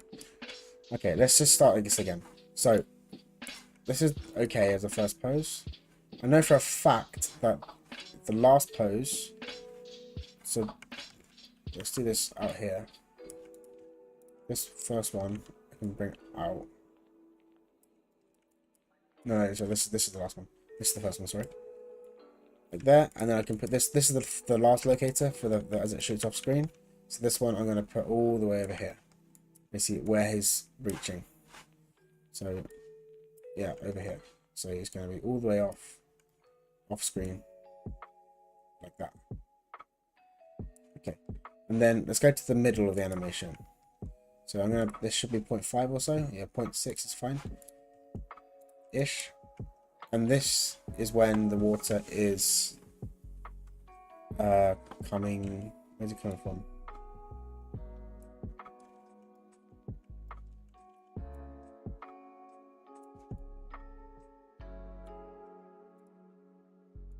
What's this one? It's number one. This is number two. Yeah, so this needs to be over here. Making this. This is the curve making. Number three. So this should be the one that's controlling this curve. Like that.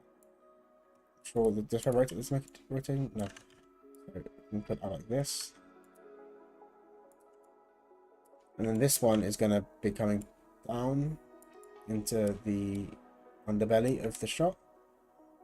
There's 4, right? Where's 5? This is 5. So we're up here at the back. So yeah, okay, that feels a bit more closer to what I'm going for now. Okay, let's, yeah, okay. So now I need to work a little bit more on the timing. This pose, let's move this up.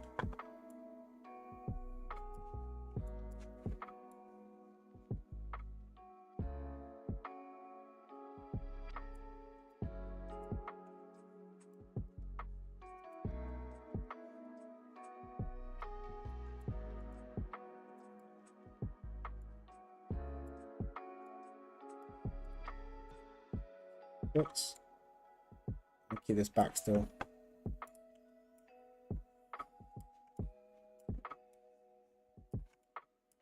Not sure if it's completely possible to do it this way. I might need to use 2 rigs. Let's check on the website if there's a second rig I can use alongside this to get. So let's have a look. But I do really recommend trying these out, by the way. So, what's in the viewport one? I think I have this one. This is free as well. I mean, I could just use 2 of the water rigs, and then when I can match the location of one and match everything, and then I can just continue. That could work, especially for something small. So, what shader is this? Let's have a shader on. If I can apply this shader. No, that's not what I want. Oh, this is the one I want. This is geo, right? What's the shader for this? Because I can copy the shader, I can make my own geo and use the same. I think it might work. This is Lambert, right? The ramp shader. It's just to work with a random piece of thingy. I think it's 2 geo and 1 though, isn't it? Oh, that's 1 piece of geo. Okay. Oh, it's just a toon shader, really. Does it actually work in Arnold? Maybe it works in Arnold. I don't know. I'm not sure. But that's just make some geo. See if I can make my own sort of shape. So if I what's it called again? Upper shade. Water. Easy. Okay. Let's assign existing shader. Water element ramp. Yeah, okay, cool. So I actually might just use the shader and then I can make like the blob. So I can finish in this section, make the blob, animate the blob a little bit. And then I can use a new instance of this rig to do the second motion. I think that makes the most sense. So for now I'm gonna use that. I'm gonna where's mesh? Yeah, reference, and then I'm also gonna add this to path ground, just so I don't click. I want to click on the sphere. I don't want to bother making like a rig for it. I'm just gonna just use the sphere. But I don't want to click on the ground by mistake. So I turn it on. I can click on the sphere, but everything else is locked. We'll make this referenced. There we go. Yeah, cool. Okay, right. That makes things a bit easier. So I'm gonna imagine that the first path is gonna end here.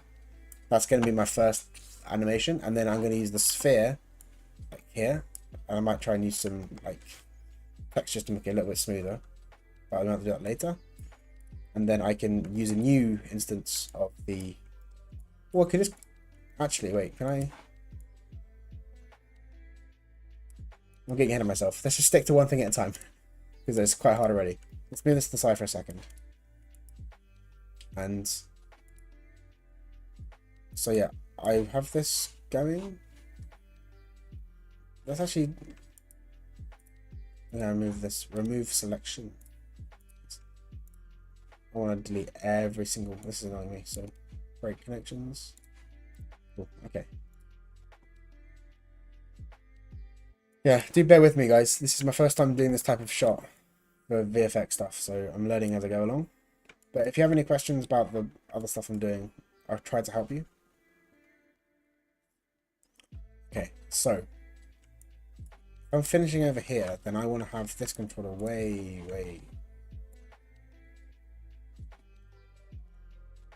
I'm gonna have it here. Okay, cool. So that's my final pose. So I'm gonna have this here. That's number 7. And then I want to have number 6. That's number 6. That's number 1. 5. Number 6. So this is going to come through, right? And this. Number 5 is also going to be coming through underneath. And there's number 4. Number 4. We're going up here somewhere now.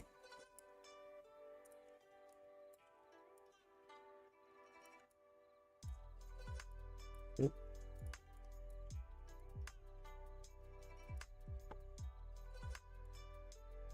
Okay. So that's kind of the motion. Let's go check it's doing something I kind of want. Let's bring this down now. So I have more space to use these controllers. This is number 5 again. And then number 2. So I can make this a bit nicer now. So then make this arc smoother. So I've got more controls to use with it. So you can see kind of the arc I'm going for. And then I can...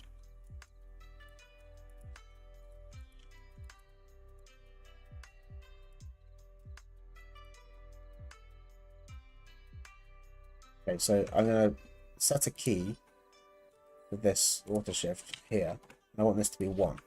This is finished. And I'm going to put this at 0. So this should... Yeah, okay.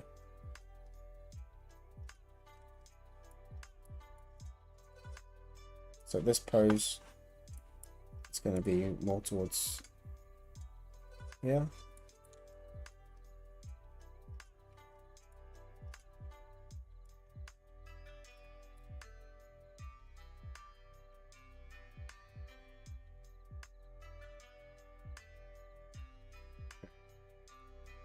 And then I'm hoping this works. Luckily, I think the shader's procedural, so it's gonna match the sort of eye thing. But I think what might be better is instead of using this sphere, I can save some time. I can animate or make a pose using the smaller ball and just scale it. So this is the last trail. Scale this up like that. I can just Control Shift duplicate and just that, and it might be parented still. So edit on parent.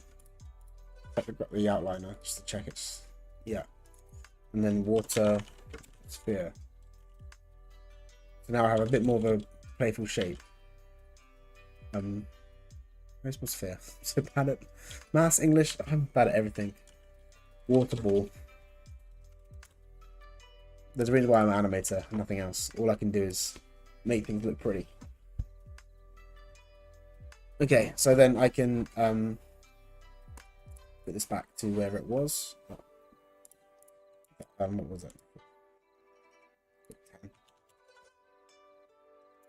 Okay, and then I can try and use this piece of geo as the thingy. I might even have it follow the curve as well, but that's something I could try later.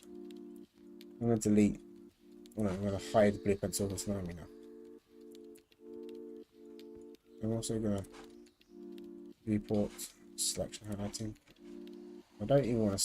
That's fine. Okay. This is more a polishing thing, but I want to see if it works. If I can sort of scale, make this sort of join up together. It's transparent, which is why it's going to be weird.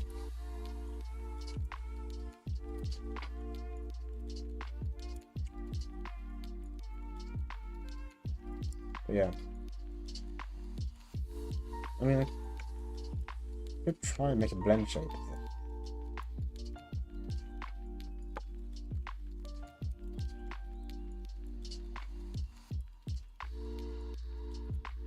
I know there must be a way to make this more sort of spherical.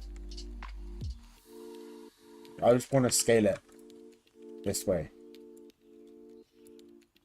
I guess, is that going to stick? So the scale is... Well, I guess... Wait, can I break this joint? Let's go to the object, the own object. That is what that's... Scale Z. If I break this connection, and then I start scaling this, yeah, it doesn't. So I can then do this manually, right? I can then do this manually.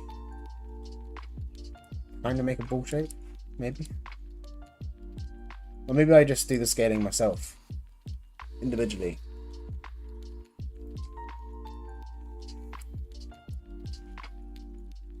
Maybe.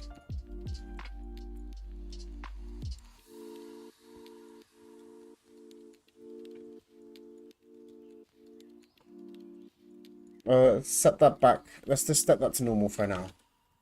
I can. Yeah. Okay. Okay. Let's keep it connected for now. I don't want to break things too much.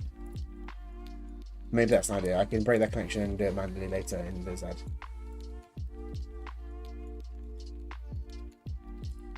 So yeah, cool. So I want this to then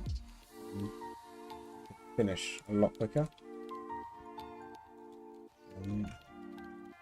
So let's go to the graph editor. Water scale. Oh no, it's water shift 1. Okay. So I think actually by this point I do want it to be almost like here. I think maybe this curve is wrong. I think it needs to be higher up, going through the hands. Maybe. The curve is wrong, I think. Something like that.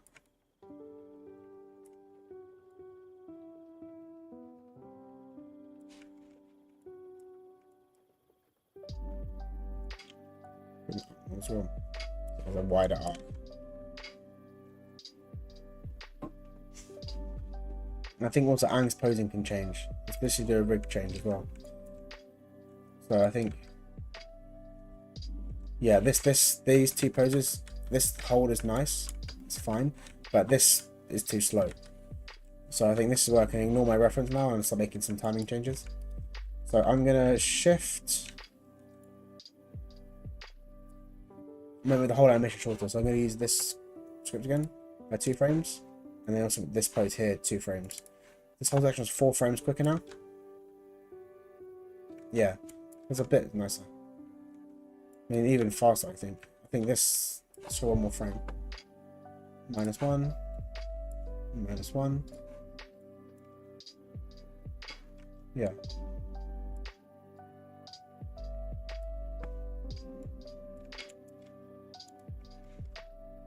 I think further through. Is that? Oh, it's to 1, basically. Okay. Okay. So this is what I'm doing here.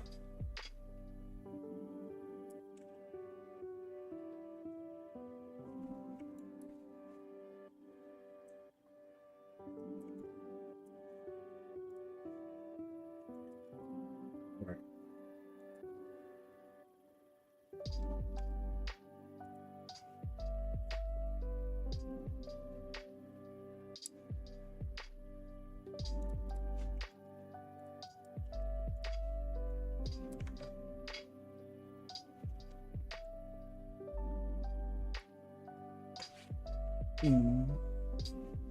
I want. I kind of want more control points to make this curve nicer. There's no way I can add them, right? Because this is. I'm not. This type of rigging is not my. I don't know how to do this, so I'm a little bit lost with the rigging techniques used.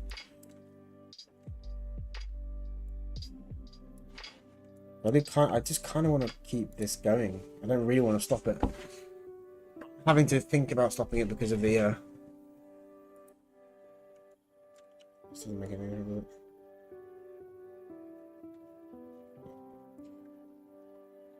sense.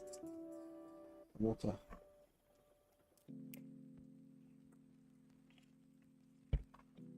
Okay.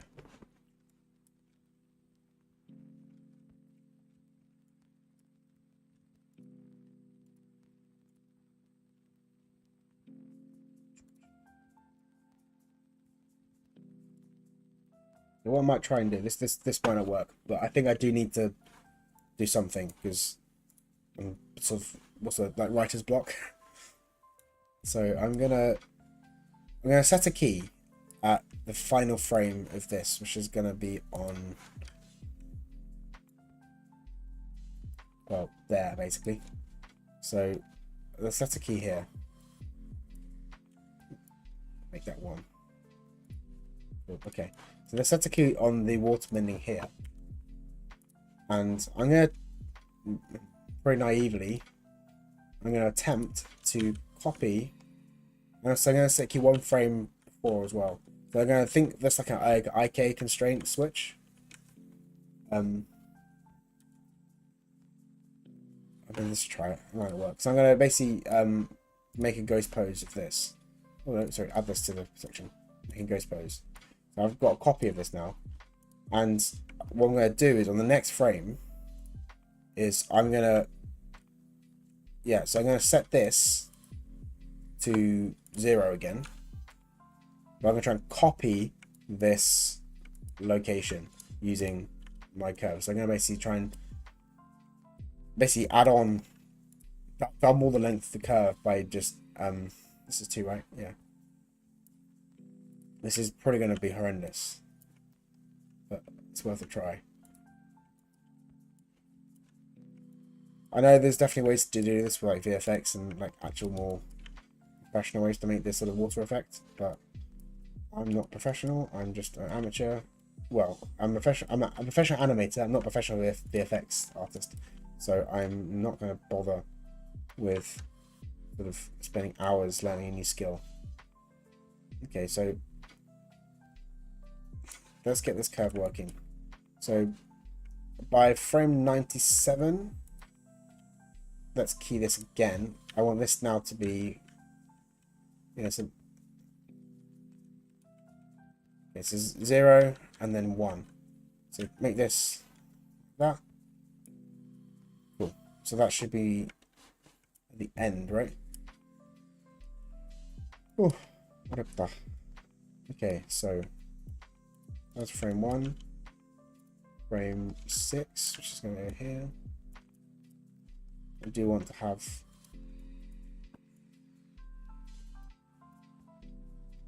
this is frame 3. Where's he going in?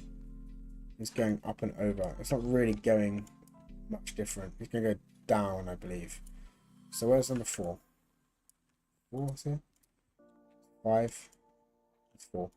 So he's going up and he's going under. But I want it to kind of go through hands. I might have to adjust the hands just to make it easier for myself. I like the posing I have, but I might have to adjust it a little bit to make it more possible.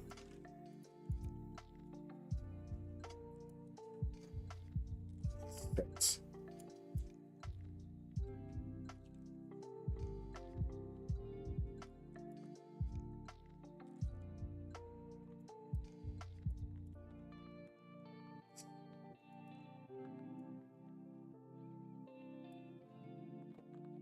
I can change the timing of this a little bit, I think, but for now.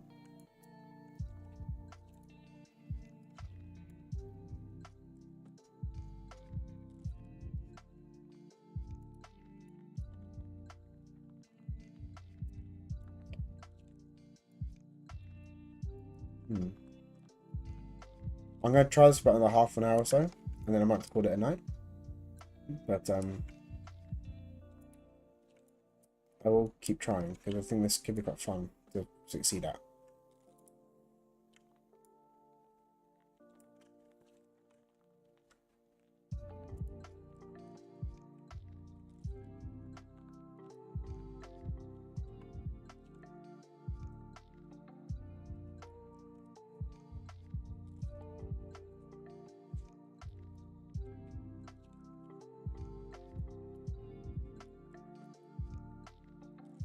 Um, um, um, um.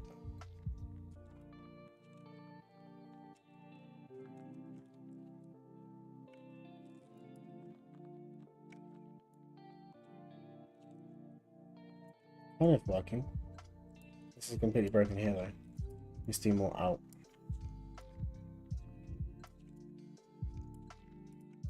It's 3. It's 3. Let's scale this down if I have to.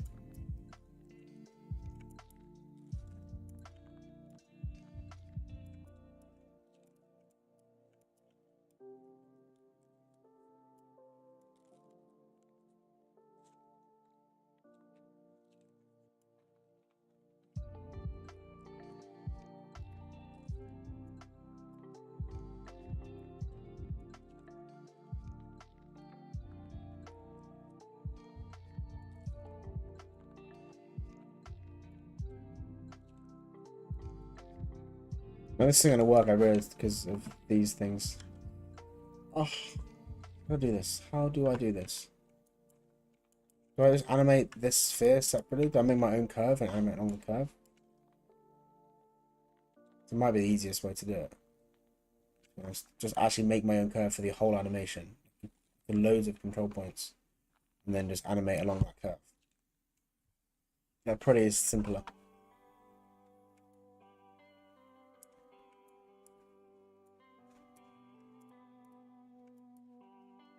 Because at this stage, it's getting a little bit frustrating.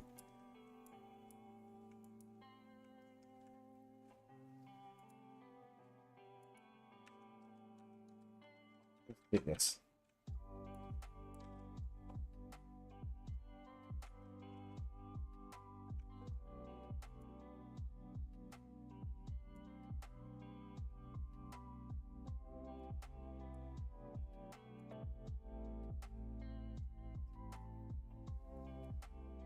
This part's probably a bit boring to watch, I'm sorry, because I'm still trying to figure things out.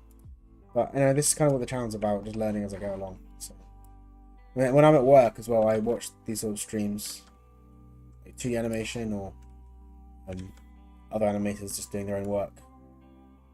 And just helps me focus on my own work. Or at least gives you background music, or background conversation like a podcast. So if that's kind of what you're using this for, then great.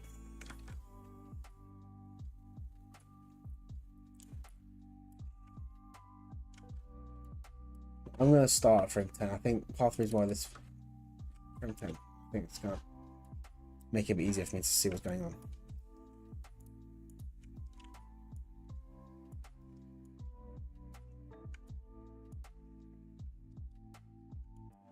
Or maybe I'll make it simple for myself.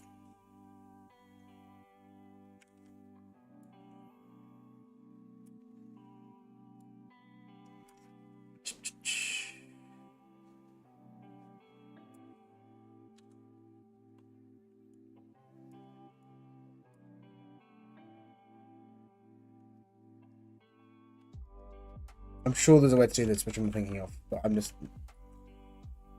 not advanced enough in Maya to know all the tricks Maya can do. If anyone has any ideas, by the way, even after this is evolved, like next year, if you're seeing this in 2025 and you're watching this video, let me know in the comments, because I would love to know if there's a better way to do this.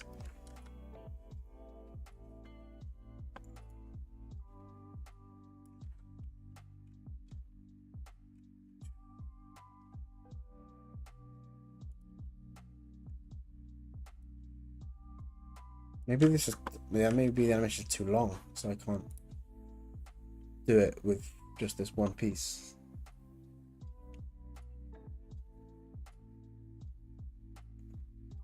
Maybe just do the whole thing with a sphere. That's not fun.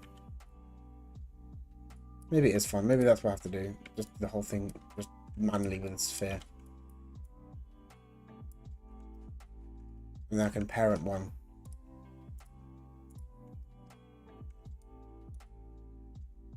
Yeah, I could do that maybe. The shade is quite nice. Let's just try this then. Okay, so that's... Maybe this specific animation, this VFX pack won't work. Except maybe for the end. Do the whole throw. I can maybe add a bit more of drag. So maybe I can do a blend shape. Well, can I import? I need to import the material, don't I?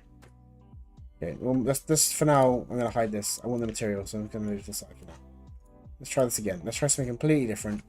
I'm going to make a blend shape for this object. So I'm gonna have a spherical shape, and then I'm gonna have a sort of dragging shape. This. Minus this, I want to make a create blend shape, and then a water ball, and I'm going to add this as a target, and I'm going to I'm pretty bad at sculpting and stuff. I'm going to take off the textures for this. I can't, oh no, it's proceed, sorry, it's a viewport shader. Okay, I'm going to go into vertex mode. Just make this really big. Let's just see how I can drag this up. So already okay. We'll just scale this down a bit like that.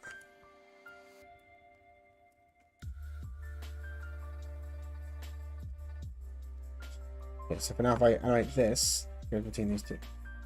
Okay, that kind of works. So I can animate this thing. So basically what I do, I can animate this key. So I can keep it at 0 as a ball for now. And then I can, well, I just do it together. Why not? So I'm going to animate this separately. So let's key that. And where's the center of gravity? It's pretty much center. That should be fine. We might need to make some more blend shapes when it curves. But I can then, actually let's do that now. So I'm gonna make a target. Let's do drag, and then drag down.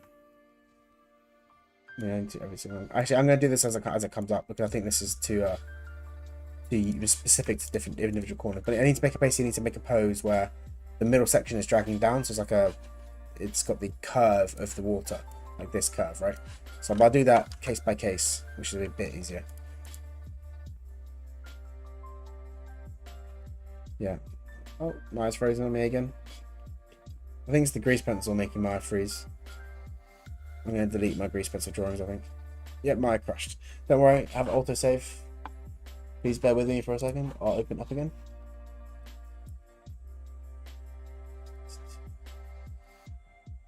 Luckily, I've basically lost nothing. I've done nothing. So that's one benefit of being stuck.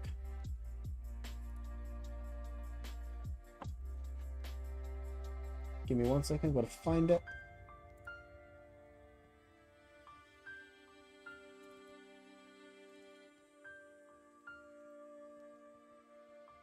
Cool. Yeah, it was because the Maya was auto-saving. That's what happens. When Maya auto-saves, and then also you do an action at the same time, that's when Maya crashes. Don't worry, I have the save from 5 minutes ago, whatever it was. Give it a second.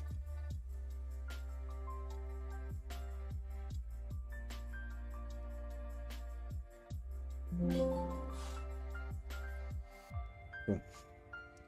I wish I can delete all my... How do you delete all drawings? Okay, layouts, 2 panes side by side. Hard to work with. Shell blue pencil. Can I delete all blue drawings? Delete frames. Blue pencil. No, does that work? Yes, yes. Cool. Okay, let's set up my viewport again because it's gone about haywire. So yeah, I'm going to do this again quickly. So move this across, get rid of it, and then I want to make this blend shape again. So animation, we'll save it first. Save scene as. Save it to my file.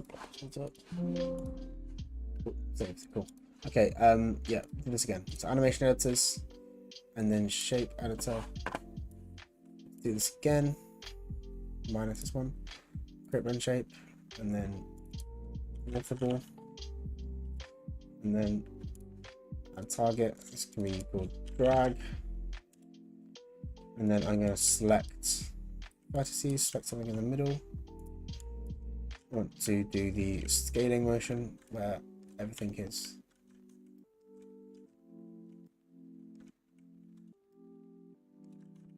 I'll put on the Anim bot first.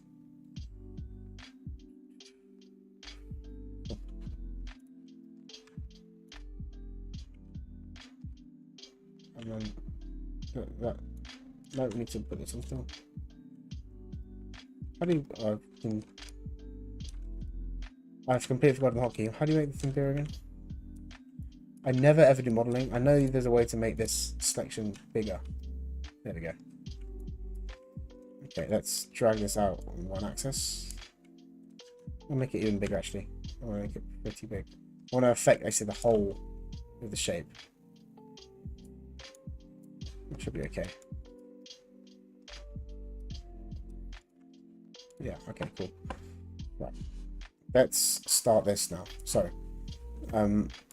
Let's delete all these keys. These are in the way.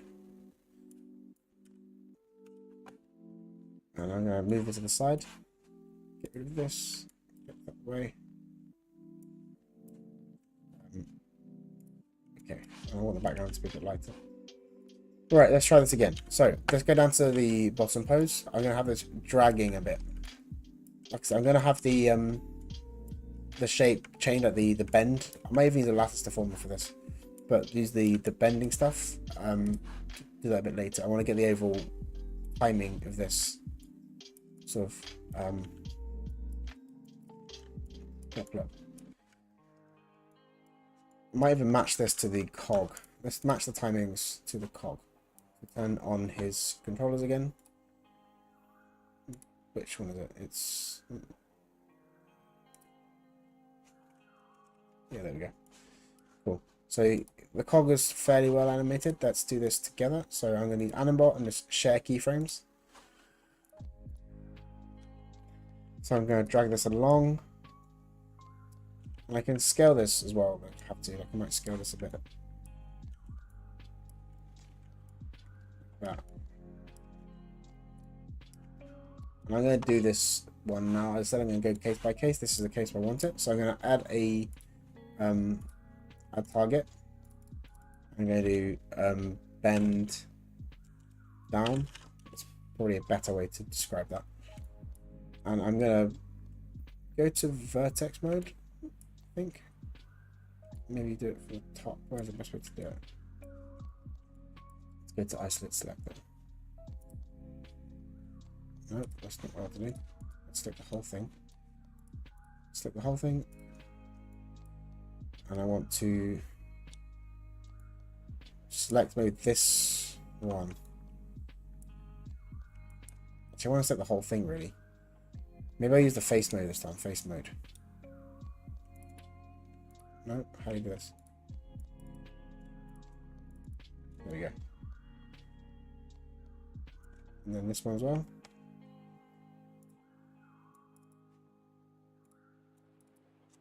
If I move this down, is it going to make a nice bend? Almost. This side too.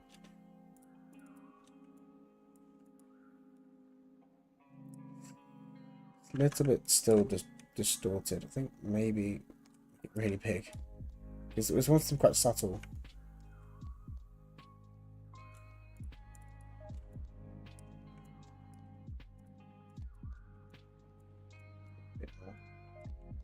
And then I can make it softer again now.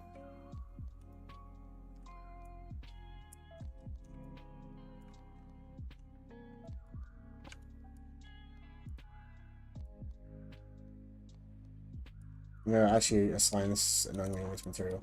I'm going to go back to Lambert for now. I can see it properly. And we're going to see how it looks in the viewport.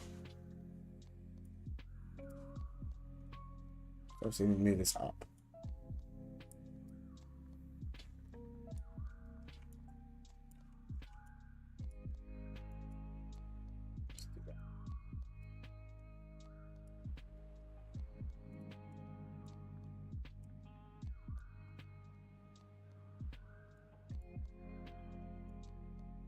I need another subdivide surface thing here, really.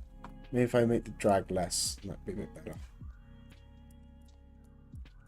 Also, sculpting might be better as well. Sculpting. Let's go to sculpt mode and let's drag.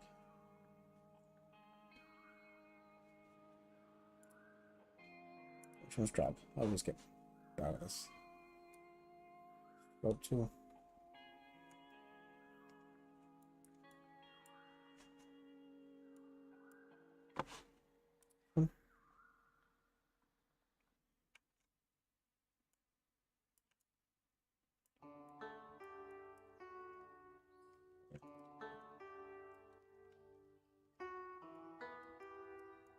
There we go, that's better. Make it nicer shape now. Bring this down too. Cool. I'm sure I can do that. There's a way to do this with lattices as well. I'm pretty bad with deformers. They're not really used to using them. Pretty well I should be using them, but let's try this for now. Let's put that curve. Cool. Be a bit further down as well. We'll do it for now. Okay, let's go back to object mode. So now if I have this, it's going to drag out. And then I'll have this one. Cool. Okay, so yeah, I can key these now. And I can go to this thing. Yeah, I think that works now. Okay, so I'll drag this up. I want the drag to bend down to be 0 here. A tiny bit. I can I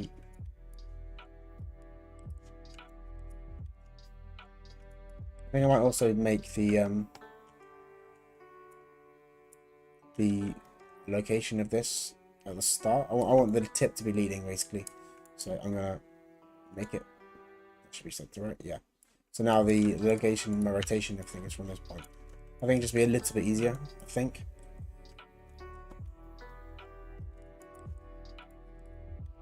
I'll have to see.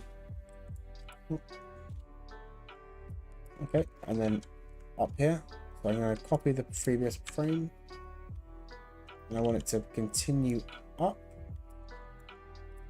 like this, kind of rounds.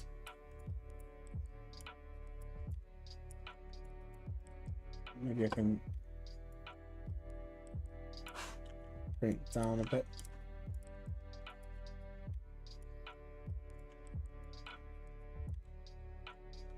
Bring it down more.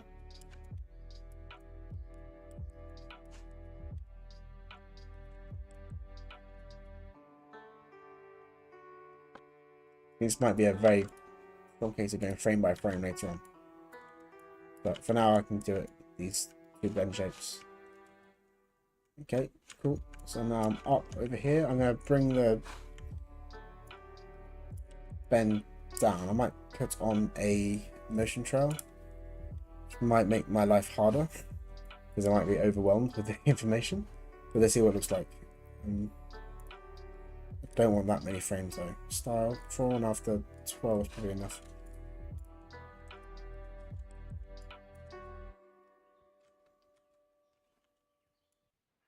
Cool. And then, okay, this frame needs to be coming in now. So it's going to come round. And I want to basically bring it towards in. So there's going to be a lot less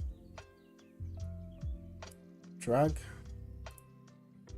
You kind of want to bend it further, really curve it, but I think I might just try and use it more as a ball. So again, I can change this later. I'm not too fussed on individual poses right now. I want to get the motion of his water bending. I've got 5 views I just saw, so just to show you the animation for Aang. It's still very early blocking pass, so I'm working around, but this is kind of what I'm going for, if you're curious. So go, yeah, and then go do a spin, and then he's gonna push it away. That's my plan. But I'm just doing a rough first pass of the water, so I get an idea of where things are going. So then it's definitely coming back. Let's put on another motion trail. I think now what I need to do is make the other bend boats. Right now I have this bend down pose. I think I need to go and do the bend up pose now. So let's do that now. Well, I'll do it on the right pose, so it's going to be on this frame, isn't it? So it's going to be over here. Maybe over here. Get the angle right first.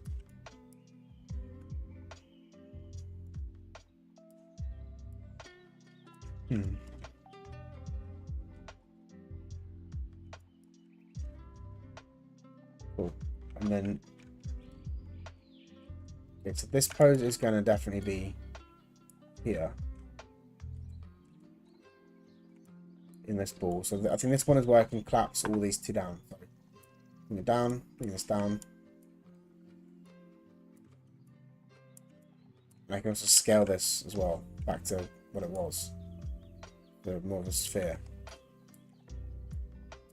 Yeah. I think because the shade I'm going to be using is like a procedural one to camera, I don't think it matters too much if the rotations are off.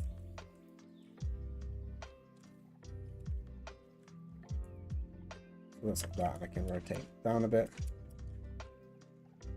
But I do want to try and make it at least a little bit accurate. So bring this up.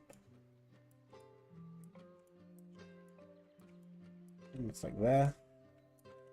Scale it down a bit like that. Cool. Okay, so let's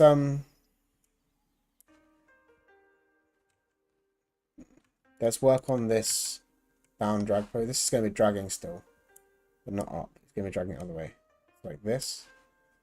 So let's add a target, and this is going to be bend up. Well, relatively speaking, up. Opposite pose of this one. So let's go into the sculpt mode again. And I want to I want to use this one, drag. Sculpt tool. Oh, I need to.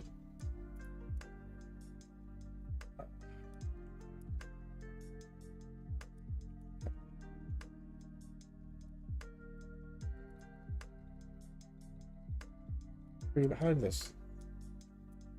I'm so bad at sculpting, so I'm trying to work out to actually do it. That's the this one, and then I want to do this. Okay, make it smaller. Too small. That's too big. Let's make the drag a bit bigger so I can see what I'm doing.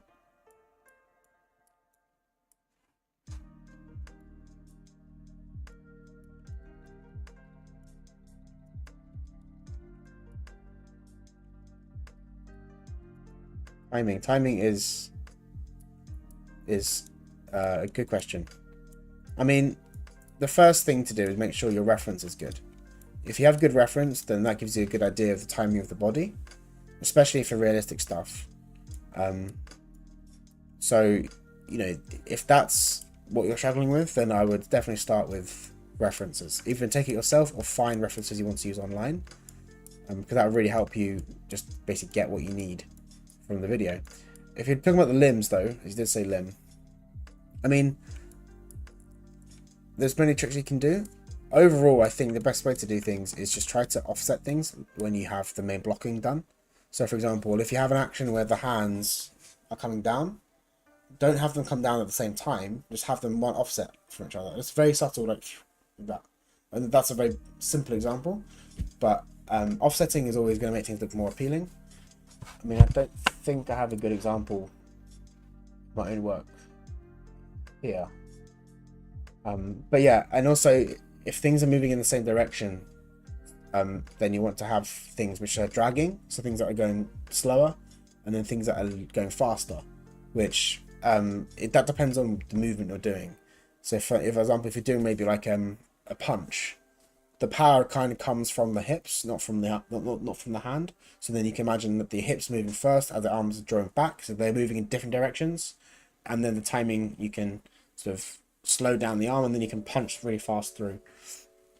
Is that what you mean? I mean, if you can ask more questions, I can try and be more specific.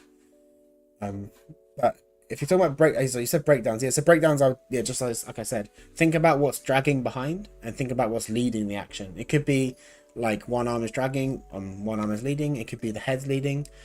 Just think about what you want to lead. And again, like I said, reference is good for that. Good reference really helps.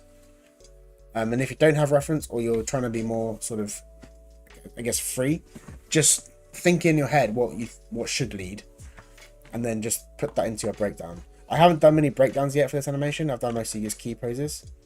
So when I do my breakdowns, I will try and do that. I mean, you can see here a little bit. This arm is leading. Like, even here, like this, I've tried to have it so the foot's leading. So this is going first, and the arms are still kind of where they were. And then the whole body kind of follows through and drag. This is still early days though, so I haven't really sort of polished this yet. But I hope that helps. I mean, okay, let's work on this pose. Okay, so this needs to be keyed here, for example. I think this is, yeah, okay, so maybe this is also 0. I need to drag. I want to make sure that they actually animate the angle of the water correctly first. I don't want to actually just use blend shapes for everything, because it will make it seem a bit broken. So let's just animate this.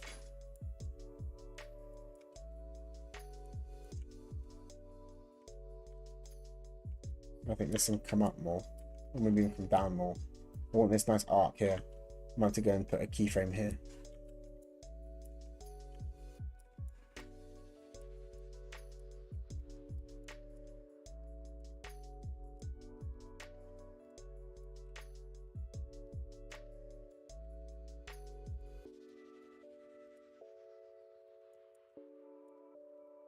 think this timing needs to change. I think it's auto spline. I do hope that helps, by the way, Peter. Timing is one of the things that you never really stop learning. There's always a constant battle with what is good timing.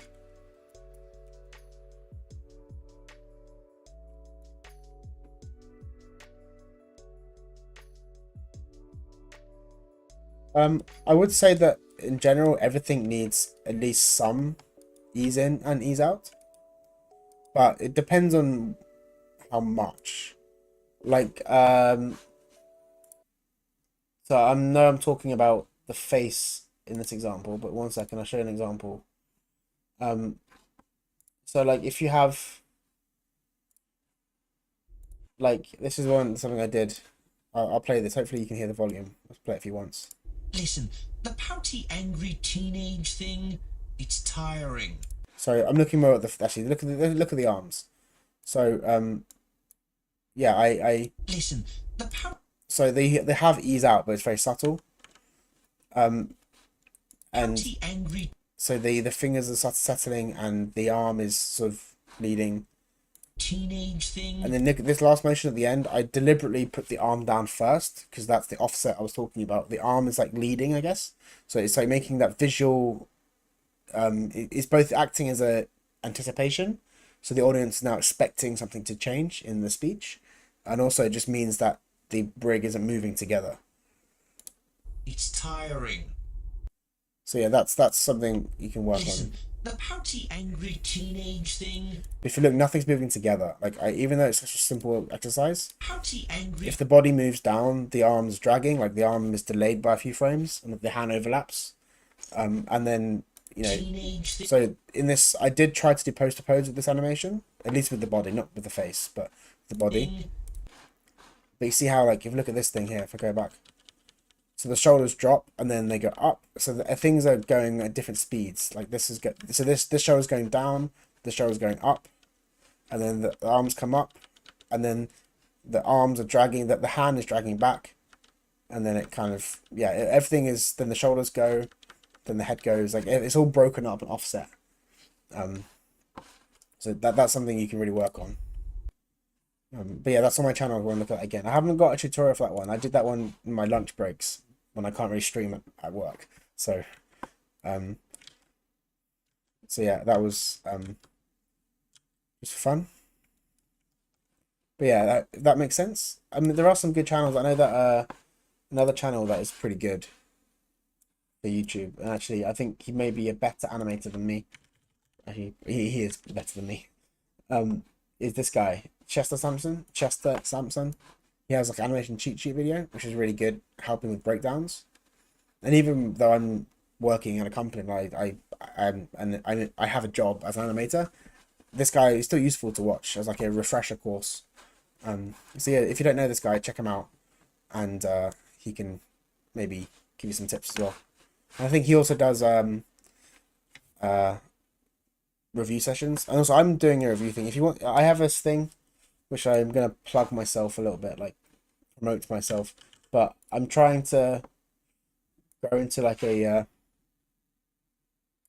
so if you want to buy me a coffee as a thank you, I will give you a review of your own work. That's what I'm doing right now.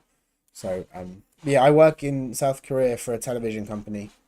They're making, I can't show you any work, it's not been published yet, but the work itself, I'll try and find the website. Basically, it's a kids TV show, and it's going to be released. Well, the TV show is being released maybe in May, and then the movie we're making now, if it gets finished, there's a bit of production issues, will be released probably sometime in December. But it will be in Korean, so I probably won't expect you to be aware of it or watch it, because you won't be, you're not Korean.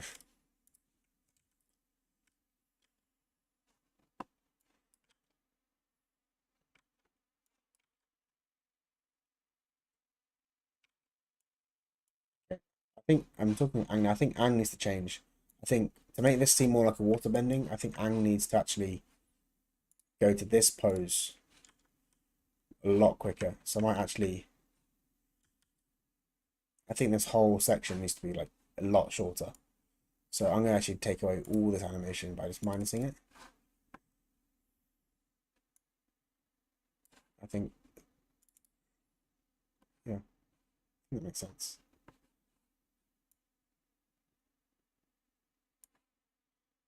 Cool. Yeah, what about you, Nikita? Are you doing any like animation school or courses, or are you self-taught, or what are you doing? Because I'm curious to see where my viewers are from.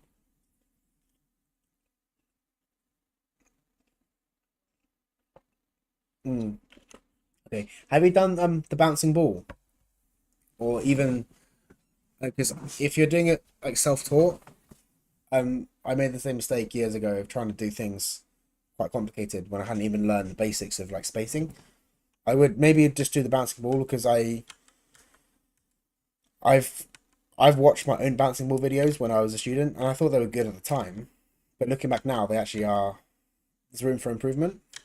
So yeah, just maybe focus on bouncing ball first. I'm not sure what level you're at, so maybe this is unnecessary.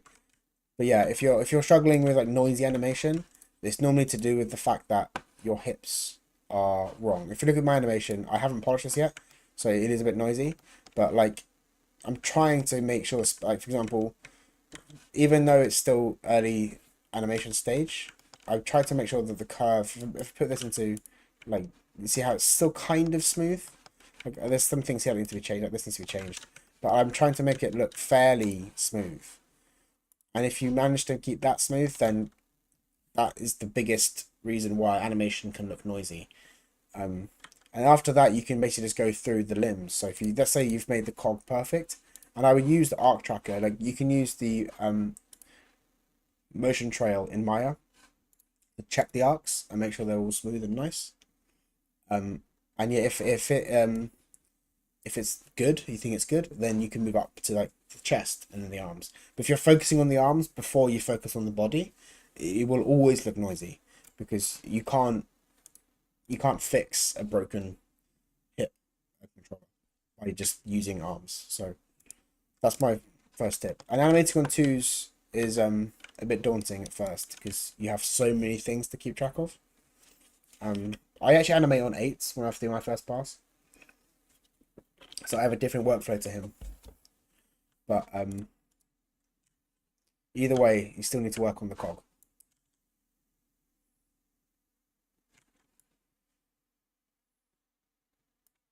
Okay, let's see how this works. I think maybe I still need to make this quicker.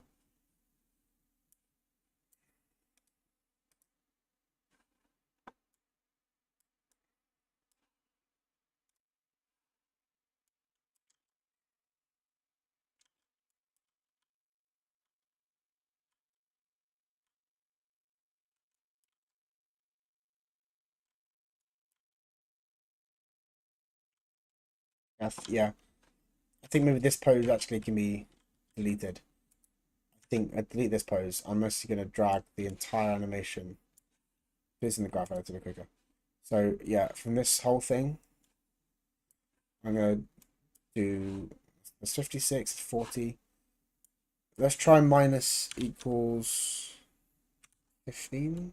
Maybe too much. No, let's do 12.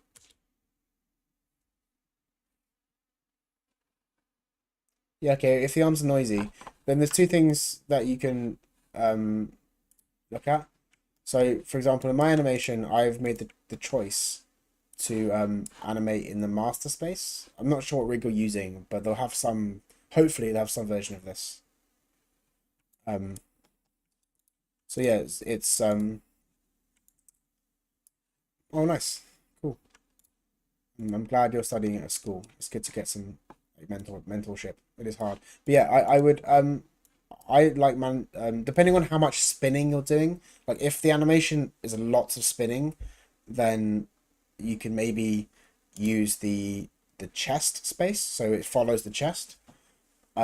And I think for this animation there are some sections like when he's doing this this spin I animated in the master space, but it was actually a little bit confusing because the it kept like breaking, so I had to really keep counter animating.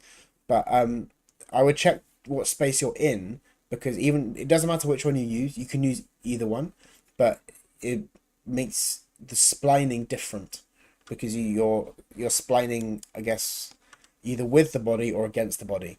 So that might be something to think about. Um, and otherwise, apart from that, even if, let's say, your torso and cog and all is perfect, then really just you've got to go into the graph editor and go down these like these channels for rotations and make sure things are smooth, and maybe put a motion trail on the elbow and forget the wrist for now. Just do that. Just do this graph editor while tracking the elbow, so you can see where the elbow goes. And then when the elbow is good, you can then go and do the wrist and go down the chain. That's what I recommend, because it just makes it yeah, it's quicker to do things in a layered approach. Cool. Yeah, I think that's better. Cool. Yeah, I think this controller. Okay.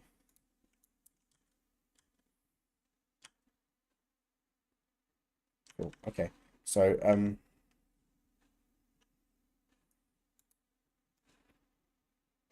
what's that? Cool. Okay. No, of course. Hope that's helpful. I can't say I'm streaming regularly because my stream is very random. I don't have much time. But whenever I'm streaming, please come and watch, and I'll help you with your work. And even though I said the buy me coffee thing is, you can just send me a link to your work, and I can take a look now if you have anything available. It's in YouTube or something, or Sync Sketch. No payment, just send me the link and I'll have a look, because I'm happy to help.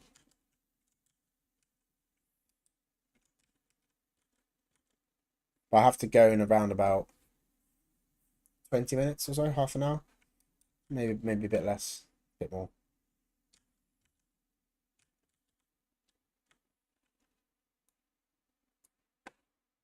Okay.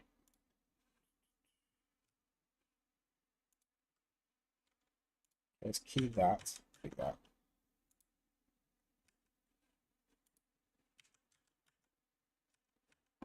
Okay.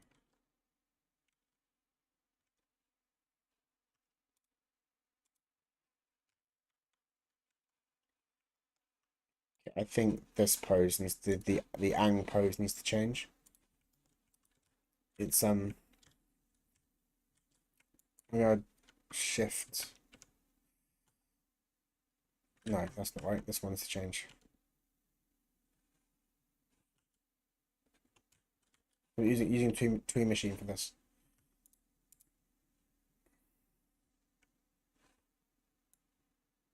Oh, cool, nice. Yeah, this challenges martial arts, as you probably know. I wasn't gonna do it, but I had the whole weekend free Sunday, or the whole Sunday free. So I thought I'll see how far I can get in one Sunday. Which, based on the fact that I've been talking to people the whole day on my stream, I'm animating really slowly. So I'm not sure I'm gonna finish it today at least. But but I might still try to finish it during the week after work.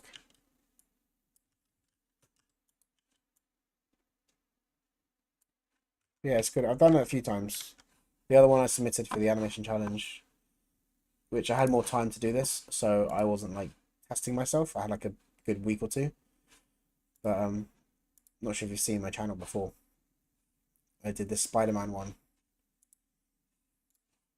This one I did Spider-Man one. So I used a bit. So I did the modeling as well for some of it. Just very simple. Well, not simple, but very short. A joke. I haven't done anything else for Anim Challenge before. I always plan to, and I do start quite a few, but then I always not give up. But I run out of time. All right, because I have a kid and a daughter, so, and a wife obviously. So I'm pretty busy when it comes to my free time. Basically, I have no free time. I'm gonna put some music back on. Cool. Okay. Okay, that's better, I think. Timing looks better for Aang. Oh, cool. Well, thank you for subscribing. I assume you have. Yeah.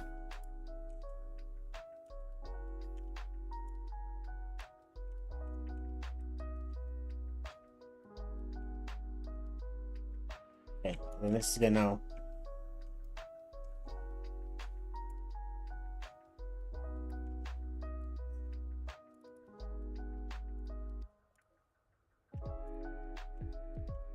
Yeah, I made that animation for Spider-Man just after I watched the movie.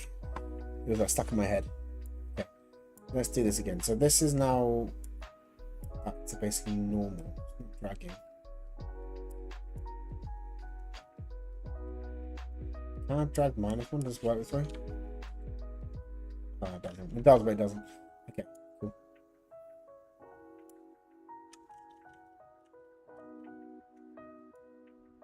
Oh, I made it worse. Oh well.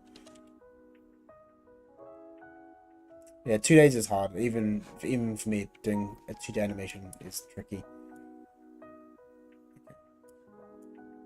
But this is meant to be 1 day, but I've barely done a blocking pass. Okay, so I think.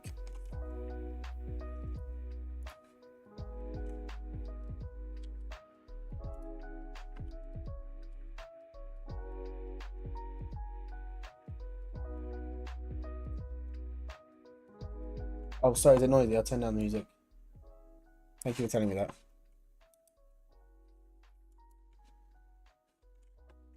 Yeah, well, I never streamed before, apart from today, so I'm not really sure on like the settings. Thank you for letting me know. Can you hear? Is my mic loud enough? I think my mic's good, but I can't really tell.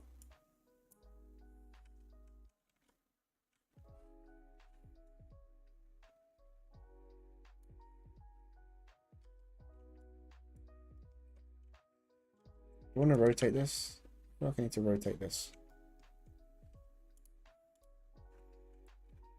Okay, I'm gonna drag plus.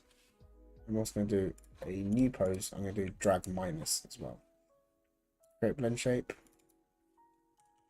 Drag 2. I don't know. I'll add target, not blend shape. Like that. Water. Yeah, add target. Drag 2. Let me just drag 1. Okay, and then I'm gonna put these to 0. Cool. And then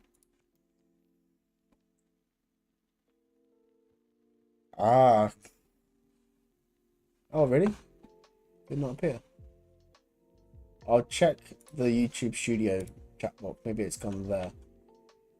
Maybe I've put settings on that mean links can't be posted potentially.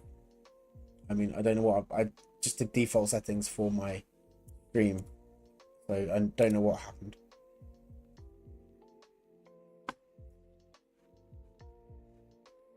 Give me a second. I'll try and find.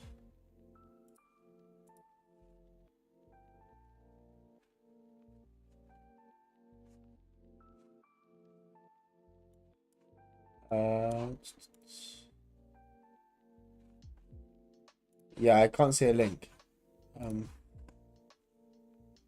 Maybe try again. Maybe it's somewhere else. Engagement, audience, chat.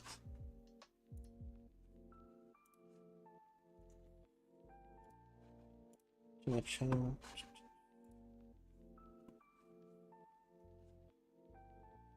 Yeah, I can't see a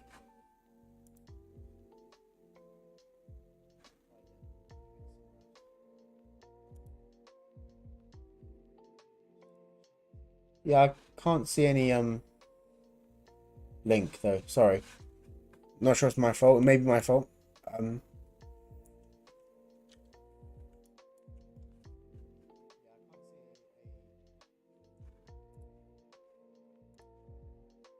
If I find a button to allow links to be posted, I'll let you know. Maybe you can't do it in YouTube. Maybe a security thing.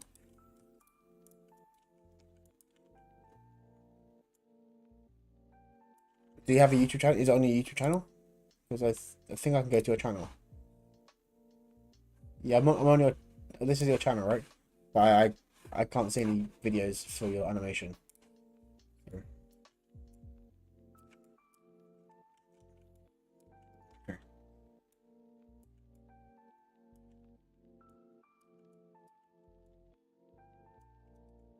Cool. Right. Okay. I'm gonna make the opposite drag pose, right? So I'm gonna edit this now. I want it to drag the other way. So I'm gonna go to vertex mode. I'm gonna use the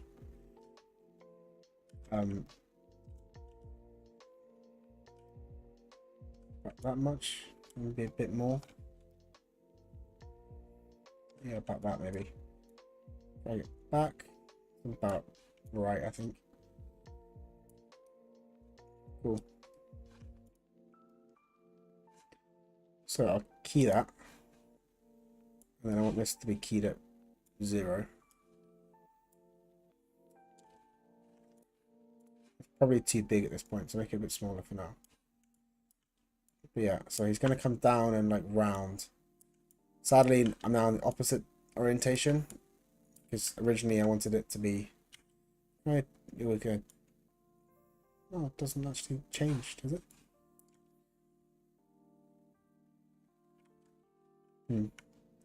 Oh, okay. So yeah,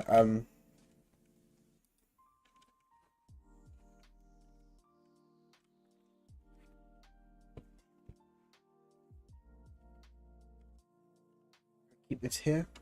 He's gonna imagine for this pose rig here. Okay, so on this pose, it's out here. They're really far out. I'm gonna like throw this out and then basically pull it back really fast. That's my idea. Yeah, I think the delay is like 20 seconds or something. I did try to make it 0, but I think because my PC isn't really, it's not a bad PC, but it's not like amazingly fast. So to make it smoother for you, there's a slight delay.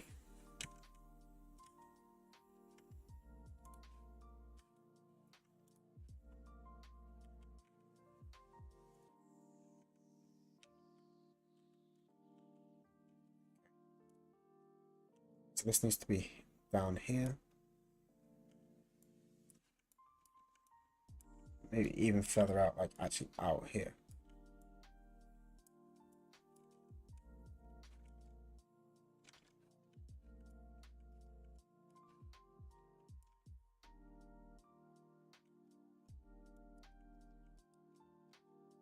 I'm sure there's a better way to animate this though.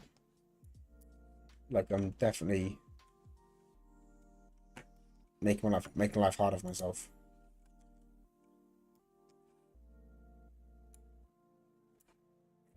Okay, I have a look at that channel right now. Let me go to it.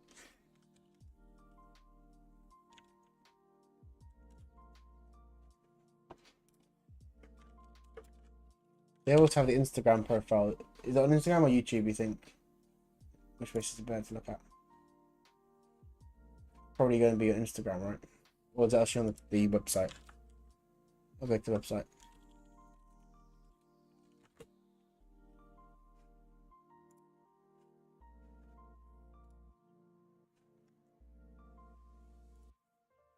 Have a look. Cool.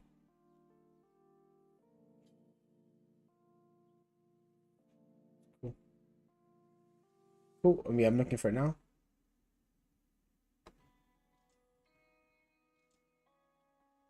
Yeah, I think I found it.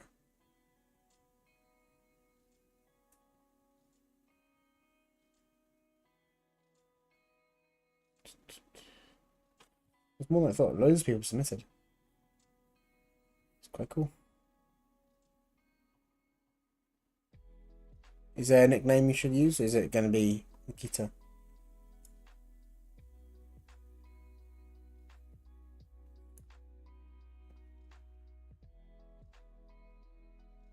Yes, okay, I'll find it here. I passed it, did I? I'm assuming it is Nikita.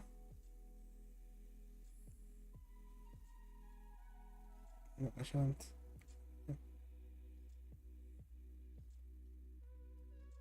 I probably passed it again, haven't I? Yeah.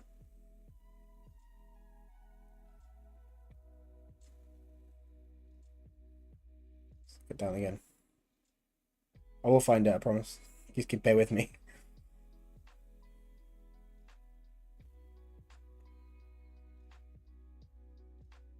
Oh, here we go. Found it.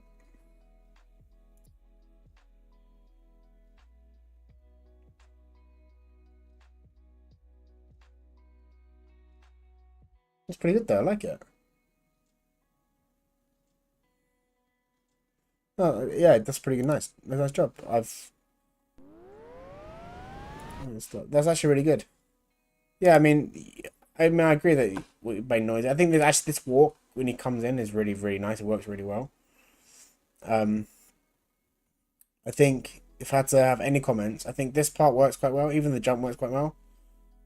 I think what you have is yeah, just lots of movement, as you said. I think animation is about like um exaggeration, but that also means exaggeration with pauses. So like you can slow down sections and like hold poses. I think for example, like your story beats are just like bam bam bam bam bam bam bam, where you can imagine like it stops and like takes a pause, looks at the car, like shakes it, and then it does something. But right now it's like it's a bit quick. So I don't think you're far off having something good though. That's actually really nice though. Well done.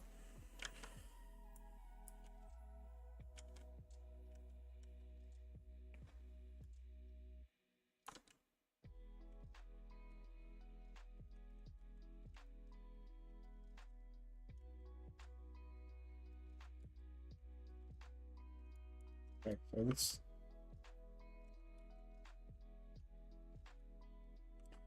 I mean, I think the noise is more because yeah, rhythm is more what you have to work on. I don't think it's noisy in the sense. When you say noise, I thought you meant like pops everywhere, but I don't think it's popping too much. I don't think that that's really the issue. I think it's just that you need to have moments of calm. Um, I don't think your animation technique is bad, like in terms of your mechanics. It's just that you need to work on the rhythm. But that's something that is actually I think the hardest to learn, and I'm still learning that. Like it's like I said in the last stream earlier today that I think you can learn to make smooth animation, and you can maybe spend a year practicing that and make really smooth animation, even less if you study hard. Awesome, thank you so much. Yeah, but yeah, the hardest part of learning animation is actually making interesting animation, like things that are fun to watch.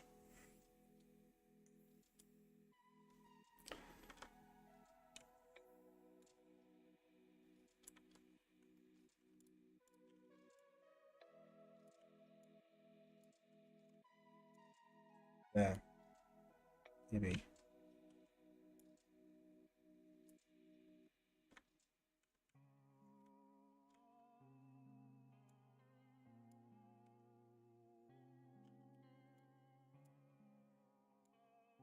Imagine this is going up.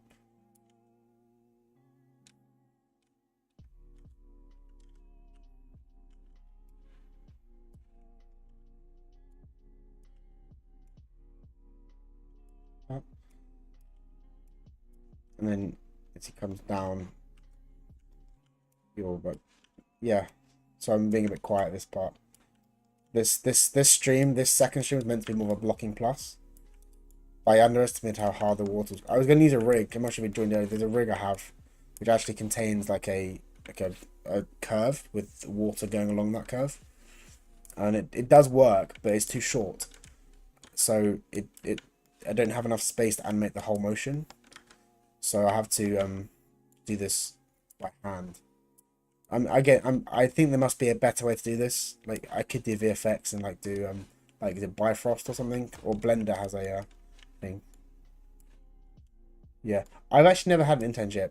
I mean, I would say that internships are really useful and they're good, but they're not like the only way to get into the industry.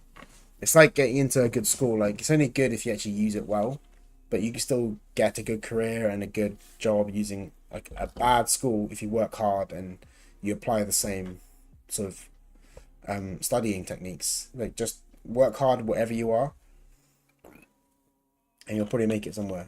So, but yeah, it is hard to get. I mean, I got a little bit lucky with my first job. Well, not lucky, I guess. I worked quite hard, I think. But yeah, my first job, which I'm working at now still, is the TV show. They were just starting a new series at the same time. They were needing lots of animators. And I actually work in South Korea. I do speak Korean, but it's not my first language, obviously. So it was a bit hard. So I think they were just so not desperate, but they really wanted animators. So I managed to get a role, and yeah, it's been quite nice. But yeah, just work hard and make a good reel, and it can take time, and you'll get somewhere. Yeah, I mean that's true. I mean, to be fair, I don't animate every day at work. I do layout quite a lot as well, and I do mocap clean up. I do think my job is a little bit less creative than I want it to be. Not animation itself, but my specific job is less creative than I hoped. But yeah, I mean every day, yeah, you gotta just do something small every day, and if you just do even like a bouncing ball or something small, um, you'll learn and improve. That was my biggest mistake, like for the last 6 months or so. Like one of the reasons why I'm doing this animation challenge on stream is to help me with like quick animation, like short animation, like 170 frames or so, maybe less by the end of this when I do timing changes. So beforehand I was doing like massive 500 frames with dragons and stuff, and I would block it out and I would get burnt out. Then I would go to work and I would just be too tired to continue. So I stopped. So I'm just trying to do shorter things, which are, I guess, a little bit less demanding.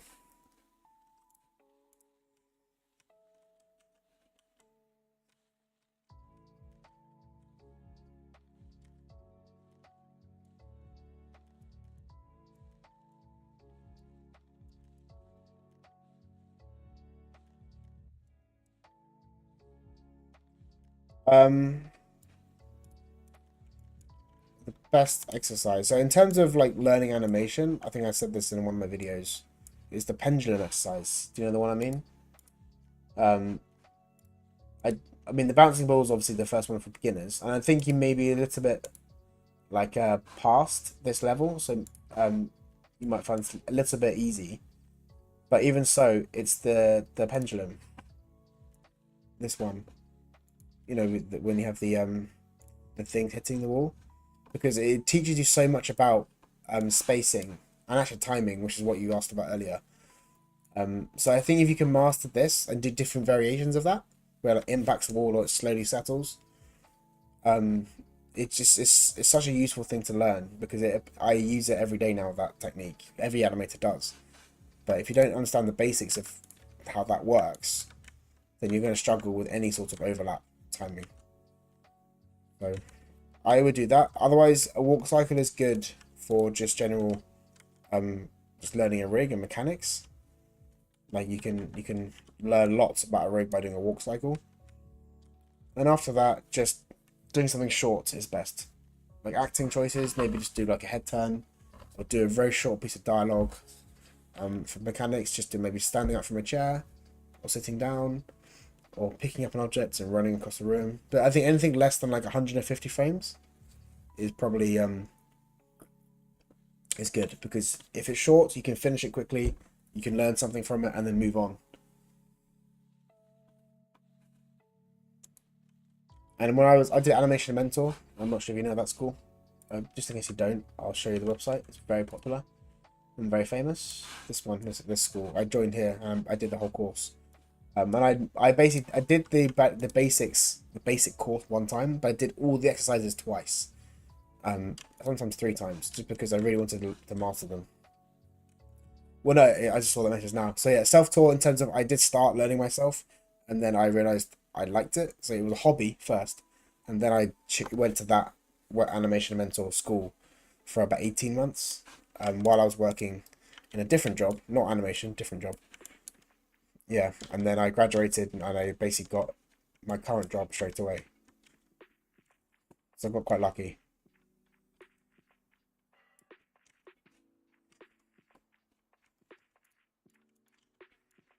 up here. I might need to do some camera animation soon.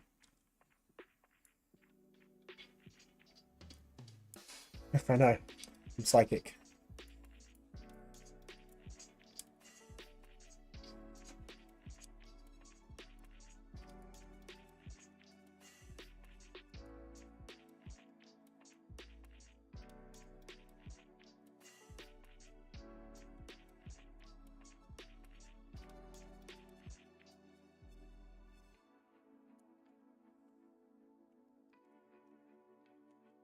So, down. I'll bring it to the front now. Maybe out here. Yeah, if you do have the chance to go to an online school like Animation Mentor, there's other ones out there too, not just that one. There's also like Animate and stuff. I mean, they're expensive. And I'm not saying you have to go there to get a good animation portfolio. And like I said earlier, if you put the effort in anywhere, then you will learn things and graduate. You don't have to do this one school. But yeah, it's a good school, and I learned a lot. And also, I think sometimes certain schools have a reputation, which means when you're applying for jobs, the people interviewing you, they see you went to this school, so they give you like you get a better chance of getting the job anyway because they know the school, which is maybe a bit unfair. But, I might scale this up now.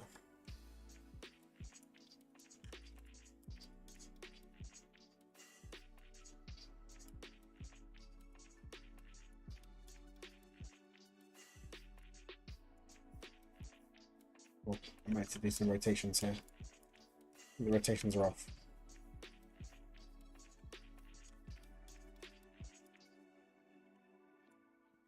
Bigger. Smaller.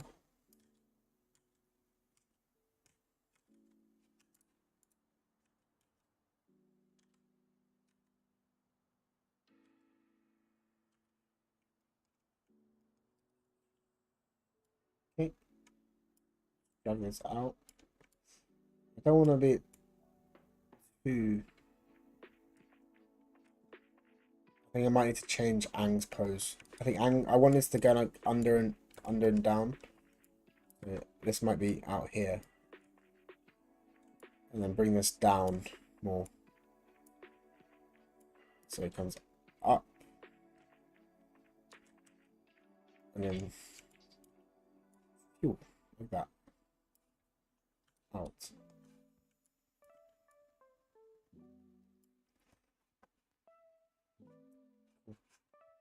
And then drag which one we want. Drag. Yeah. Cool.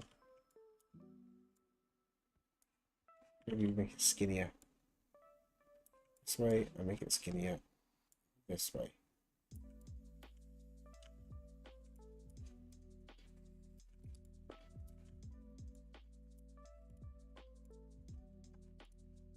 Okay, and then I have this off screen like that. And then these ones I can delete off screen. I think my animation is going to be only 150 frames or so. Change this now. I made it quicker. Cool. Okay. Let's just see how that looks. It's going to look really strange because, of course, I'm using one and spline.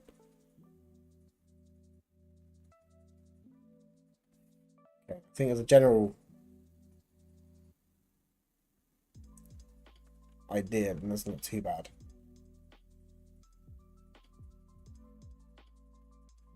Like, I could even have done this by 2D visual effects.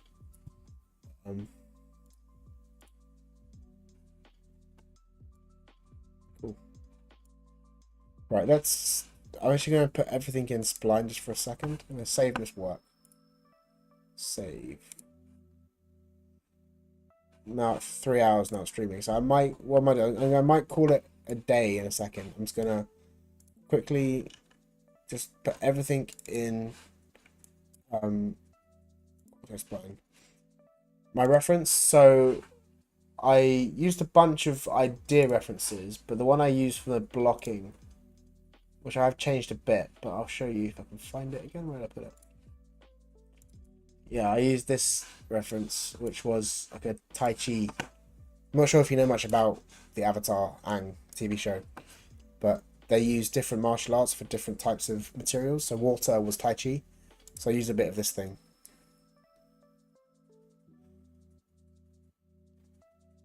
Yeah, and about there for this pose. This pose here is kind of what I went this pose. This is kind of what I went for. I have changed it as you said, but that was my basic blocking. I'm not using it anymore. I got rid of it because I want to just focus on my timing. So yeah. Okay, I'm gonna play blast this. I think this timing needs to change a little bit. I'm gonna play blast this quickly, see what it looks like, and then I might stop the stream there and I might continue it tomorrow because it's quite late now where I am. It's nearly 11 p.m. and I'm old. I'm 30 years old. I'm an old man, so I go to bed before midnight. Okay, let's play blast this quickly. Put on this thing. Play blast. Actually, I want to assign the nice shader, the fun shader. I have a really cool shader for this. It's saying existing material. Yeah. Just to see what it looks like. I know the timing is off, but let's see what it looks like.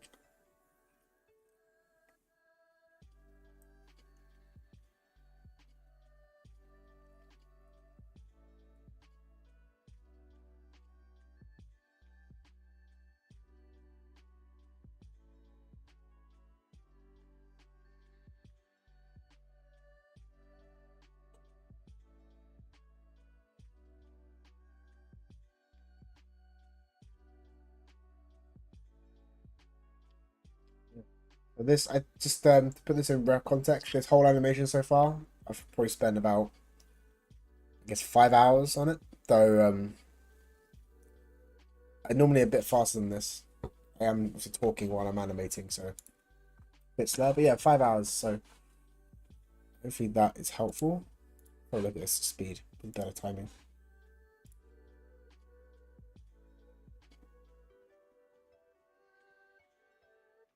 Cool. Okay, I know that the animation looks terrible. It's just because I'm only looking at the timing. I just put it into step. So tomorrow I'll get back to stepped and I'm gonna add in some more keys. So right now I'm on like 8, as you can tell. Way too little information. So I'm gonna start doing like the arms and the cog. I might even like polish the cog. So I might go into a spline and start polishing some stuff. I think by tomorrow I mean I gotta go to work tomorrow, it's Monday. But in the evening I'll come home and I'll do some polishing for a few hours. See by the end, maybe by Wednesday I can finish this if I have time. But yeah, I'm gonna end the stream there. So yeah, thank you so much, Nikita. You're my most popular fan right now. So thank you so much for watching. And I hope that was useful. And yeah, anything you wanna ask me, send me a message or comment down below when you if you wanna ask me something later. But yeah, and thank you anyone else who watched. And again, this is gonna be on my YouTube channel as a video. So if you're watching this in the future and you finish it, thank you so much. And yeah, good luck. And one last question before I go. You always ask 8s. I only animate on 8s if I'm pretty clear on what I want to do. So I have a good reference, or in my head I know what I want to do. I do sometimes animate on pose to pose with like the extremes, and I also at work I do layered approach quite a lot. I just focus on the cog in spline mode, and I get that working perfectly, and then I move up not the tree. That way is quicker for me. But because this animation I want to get really nice posing, I wanted to focus on doing pose to pose on 8s. Okay, yeah, cool. I'm going to end it there though. But yeah, thank you so much for watching, guys, and I will see you in the next stream or my next video. So yeah, I hope that was useful, and have a nice day wherever you are.